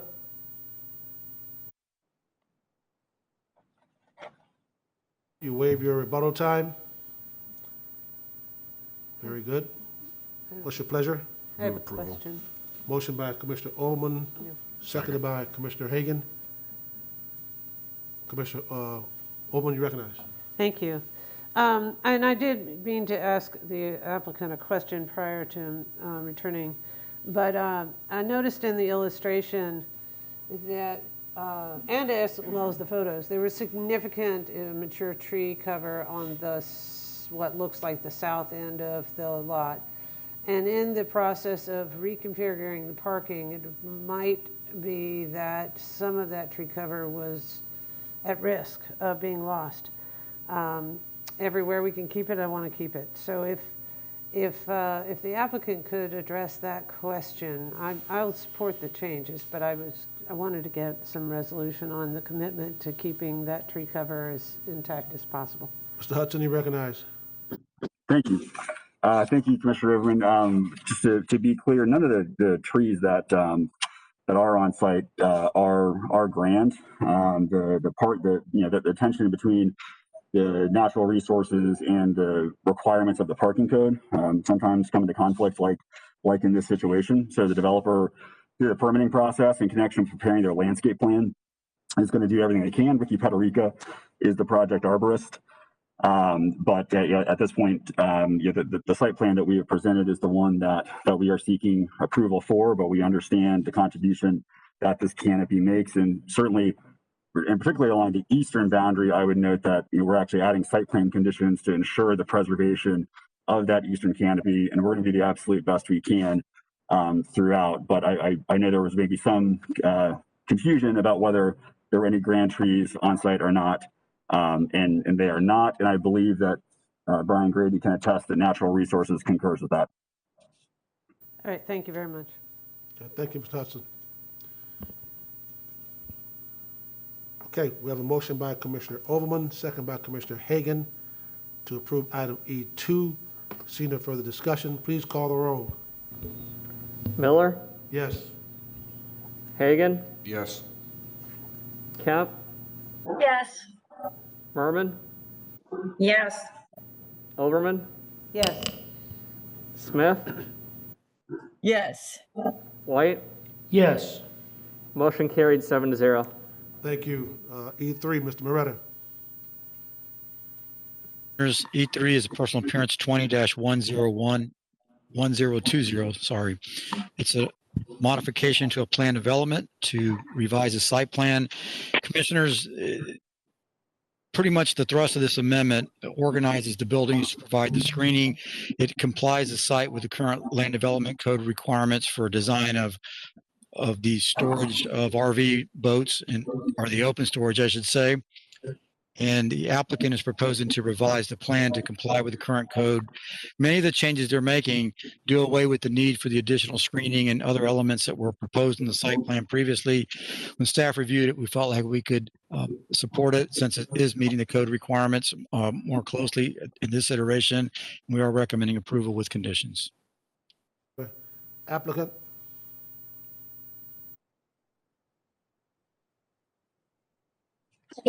My name is Patricia Ortiz. My address is 2810 North Central Avenue, Tampa, 33602, and I have been sworn in.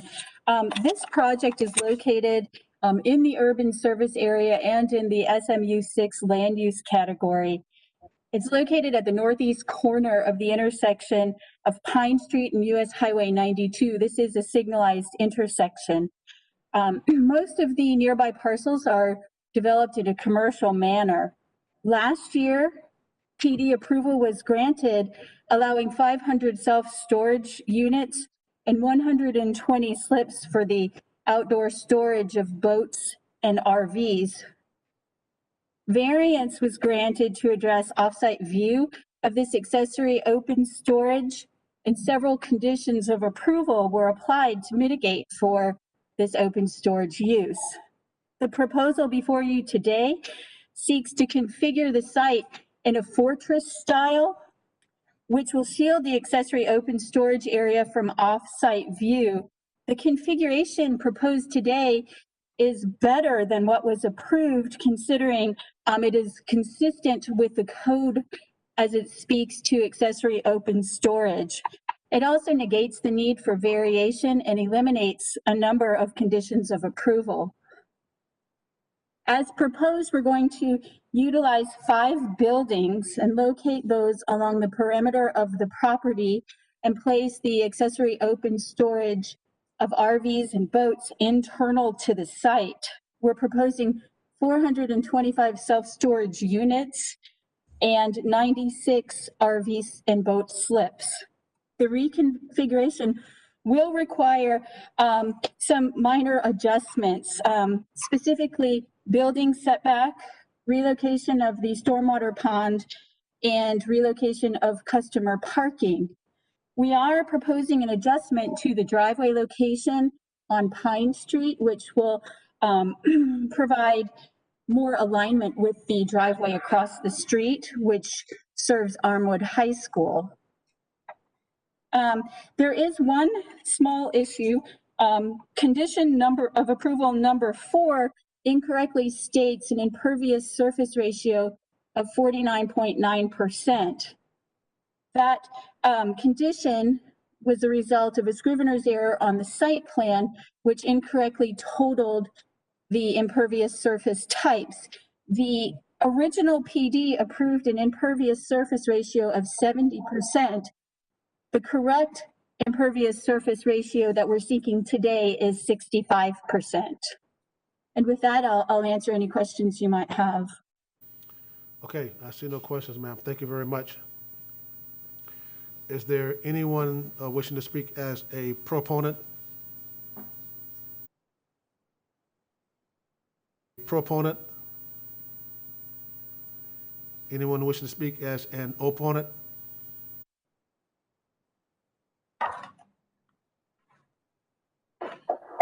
No one in. Okay.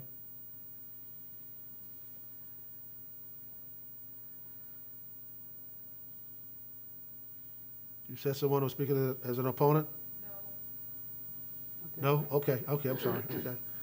Okay, applicant waives her time for rebuttal. What's your pleasure? Move approval. Motion by Commissioner Overman, second by Commissioner. Someone say something? Okay. Motion by Commissioner Overman, second by Commissioner Hagan to approve item E3. See no further discussion. Please call the roll. Miller, Yes? Hagan, Yes. Kemp, Yes. Merman, Yes. Overman, Yes. Smith, Yes. White. Yes. Motion carried 7-0. Mr. Beretta? That brings us to E5, personal appearance 20-1099. This takes us to the Rollerson Road 301, east side of Rollerson Road. Commissioners, this is a proposal to increase the building square footage related to a charter school development option. It allows a middle school and high school with a total of 1,900 students. There's no request to increase the student count. However, they're asking to increase the buildings that will serve those students by 5,300 square feet. Because of that, we had no other impacts that we really had to deal with in terms of stacking or the queuing for the school. Staff is recommending approval with conditions. Thank you, Mr. Beretta. Applicant?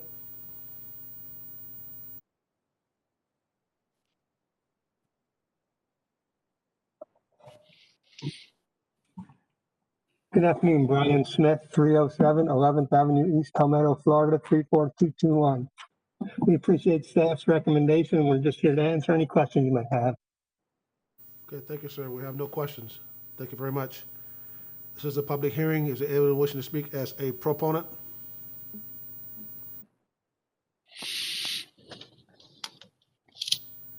Anyone wishing to speak as an opponent? No, sir. Okay. Applicant waives the time for rebuttal. What's your pleasure? Move approval. Motion by Commissioner Overman, Second. second by Commissioner Kemp. Is that me, Commissioner Kemp? Yes.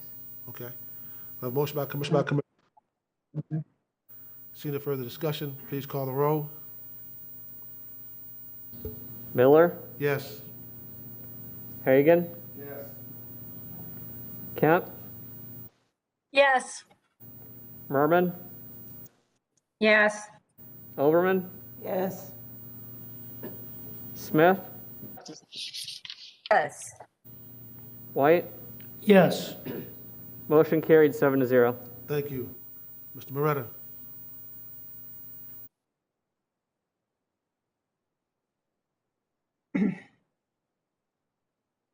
Mr. Moretta, you are muted. Sorry. That brings us to E6, personal appearance 20-1105. This is located northwest of the intersection of South 78th Street, Camdenfield Parkway. Commissioners, this is a very straightforward request to a plan development to amend the conditions to allow a townhome product, or excuse me, to allow a single home product detached in addition to a townhome product. No additional entitlements are proposed. It allows 36 dwelling units at this point. Staff is recommending approval with conditions. Thank you. Applicant. Good afternoon, William Malloy, 325 South Boulevard, Tampa, Florida. As Mr. Moretta said, there's really just one issue in front of you, and that is to add a detached product in addition to the townhomes that are already approved here. I am happy to answer any questions about that. Thank you. Thank you, sir. This is a public hearing. Is anyone wishing to speak as a proponent?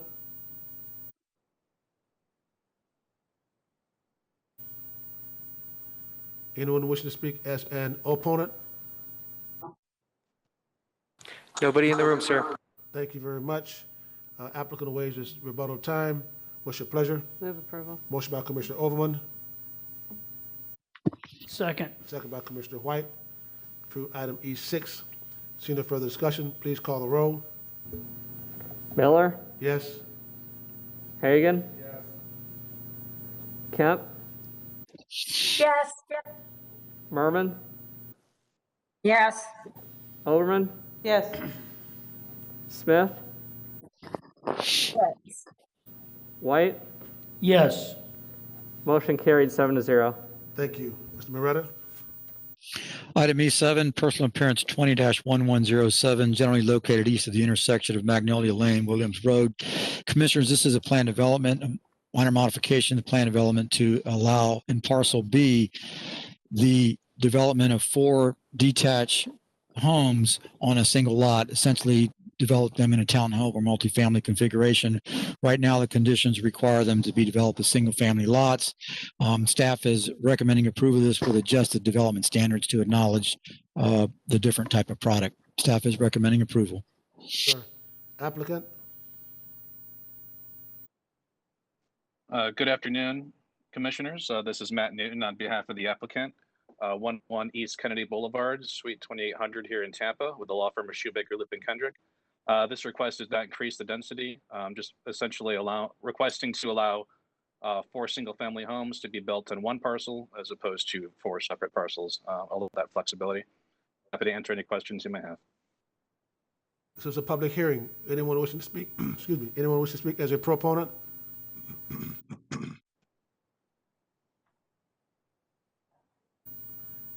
Anyone wishing to speak as an opponent? No one in the room, sir. Thank you very much. Applicant waives his time for rebuttal. What's your pleasure? Move approval. Motion by Commissioner Overman. Second. Second by Commissioner Hagan. To approve item E7. Motion by Commissioner Overman, second by Commissioner Hagan to approve item E7. See no further discussion. Please call the roll. Miller, Yes. Hagan, Yes. Kemp, Yes. Merman, Yes. Overman, Yes. Smith, Yes. White. Yes. Motion carried 7-0. Thank you. Mr. Moretta? Item E8, personal appearance 20-1195. It's a modification to a plan development located northeast of the intersection of West Brandon Boulevard, State Road 60, and Lakewood Drive. Commissioners, it's a 13.42 acre parcel. It's a large plan development, but this deals specifically with an out parcel. The out parcel is proposing a deck area. That outdoor deck area will encroach into the 10-foot buffer that's required in the State Road 60 overlay standards. They're proposing to reduce that by 5 feet to allow a 5-foot encroachment. Staff reviewed this and we feel it's consistent with the overlay plan that encourages those types of decks. We are recommending approval with conditions. Applicant? Hi, this is Alex Shaler, 655 North Franklin Street, Suite 150, Tampa, Florida, 33606. I'm speaking on behalf of the applicant for this project. As stated, we are reducing a landscape buffer from 10 feet to 5 feet along the out parcel building frontage of State Road 60. As stated, this is consistent with the design intent for the overlay district as this is moving it closer to the road. If you have any questions, I'm here to answer them and I'm available. Thanks. Thank you, ma'am. This is a public hearing. Anyone wishing to speak as a proponent?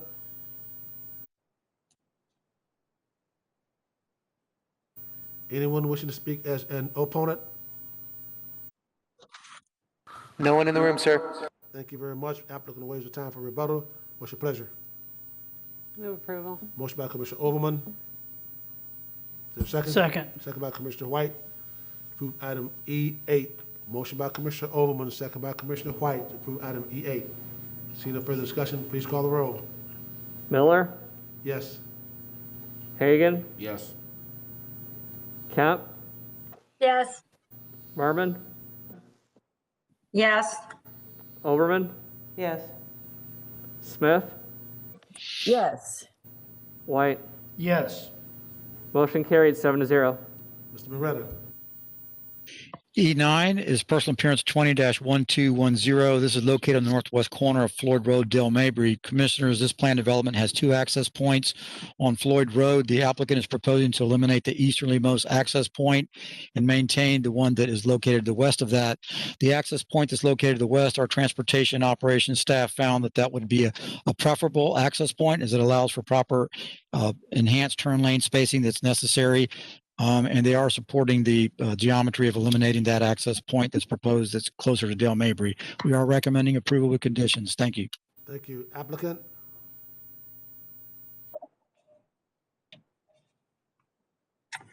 Hello again, Commissioners. Tyler Hudson, 400 North Ashley Drive. Hopefully saved the simplest for last here. We do not want this secondary access point for our development. It does not make a ton of sense why it's there. Staff supports it. My client has talked to multiple HOAs and neighbors in the proximity. They support it. No opposition. Happy to answer any questions. Thank you, sir. This is a public hearing. Anyone wishing to speak as a proponent? Anyone wishing to speak as an opponent? No one in the room, sir. Thank you very much. Applicant waives his time for rebuttal. What's your pleasure? Move approval. Motion by Commissioner Overman, second by Commissioner Hagan to approve item E9. Motion by Commissioner Overman, second by Commissioner Hagan to approve item E9. See no further discussion, please call the roll. Miller, Yes. Hagan, Yes. Kemp, Yes. Merman, Yes. Overman, Yes. Smith, Yes. White. Yes. Motion carried 7-0. Moretta? Mr. Moretti, on mute. All right, when I was on a roll. This brings us to item H4A, and H4B on the agenda, the last 2 items of the agenda. These are related items. 4A will deal with personal appearance to a modification to Fish Hawk Ranch, and also 4B will also deal with a modification to the adjacent plan development. Mr. Israel Monsanto is going to walk you through the changes in the site plan on how both those sites relate to each other, and also we need to clarify the community plan designation on 4A and 4B on the agenda, and I'll ask Israel to go ahead and do that. We are recommending approval of both these projects with conditions. Commissioners, this is Israel Monsanto, Development Services. I will share my screen.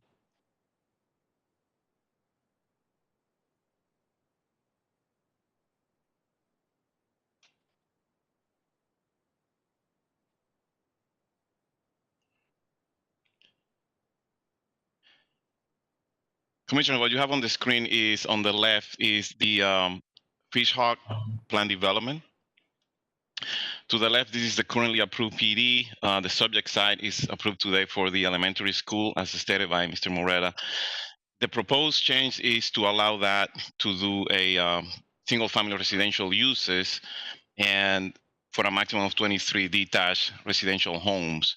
Also, as part of this application, the applicant wishes to change the north connectivity from full connection to a pedestrian-only connectivity, and also to provide a full access to the east, connecting to the PD to the east. And the PD to the east is the next item, which is 20-1019. Is this the subject site for 20-1019? And on the lower left, southwest of this PD, you have the school site approved on the adjacent PD, which is now part of the application for 20-1013, which is now asking for the residential homes. This is the proposed PD plan for 20-1019. The main change here, commissioners, is that this connection here was a secondary connection to the school site, which is now being again changed to a residential. And now this will be a full access, providing the primary access to the homes to the west. And this access also has been slightly shifted to the south. And I'm available if you have any questions. Thank you, sir. Commissioner Owen, you have a question? Okay, all right. Thank you. Applicant? Albert with Hap Associates, here representing the applicant, and I'm here with Michael Yates for transportation. So Mr. Monsanto explained it correctly what the application was for.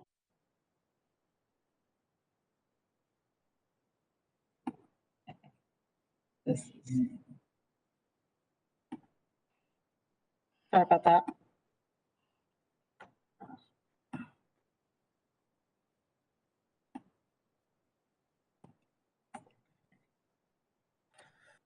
So basically what it is I'm sure you're familiar with this site. We just obtained approval for a comp plan amendment to allow some residential on this site. And during that time, you know, we talked about the open space and the access to be solely from the property to the east. And so this is duplicating what this is for. Basically, sorry about that.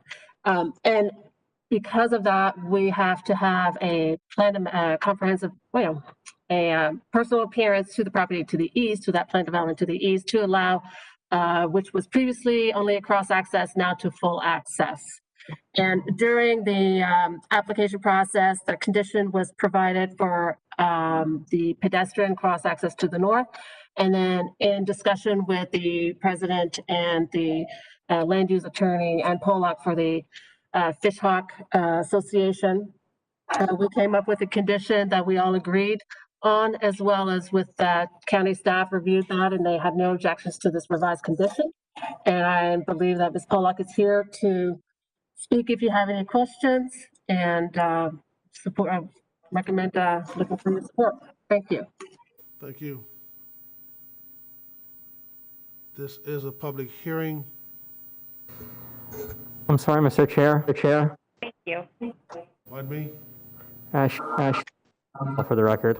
Oh, sorry. Ma'am, you need to come back and identify yourself. Isabel Albert with Half Associates. Thank you. This is a public hearing. Anyone wishing to speak as a proponent? Anyone wish? Good afternoon, board. This is Ann Pollock, representing the Fish Hawk Trails Homeowners Association to the north. We would support this request with the change to that condition 31 that Isabel referenced. Thank you. Okay, thank you, ma'am. Is there anyone else wishing to speak as a proponent?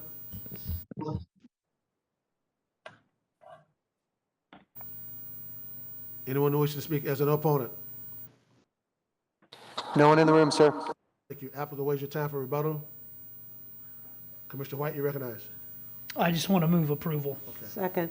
We have a motion by Commissioner White, second by Commissioner Overman to approve items H1A and H1B.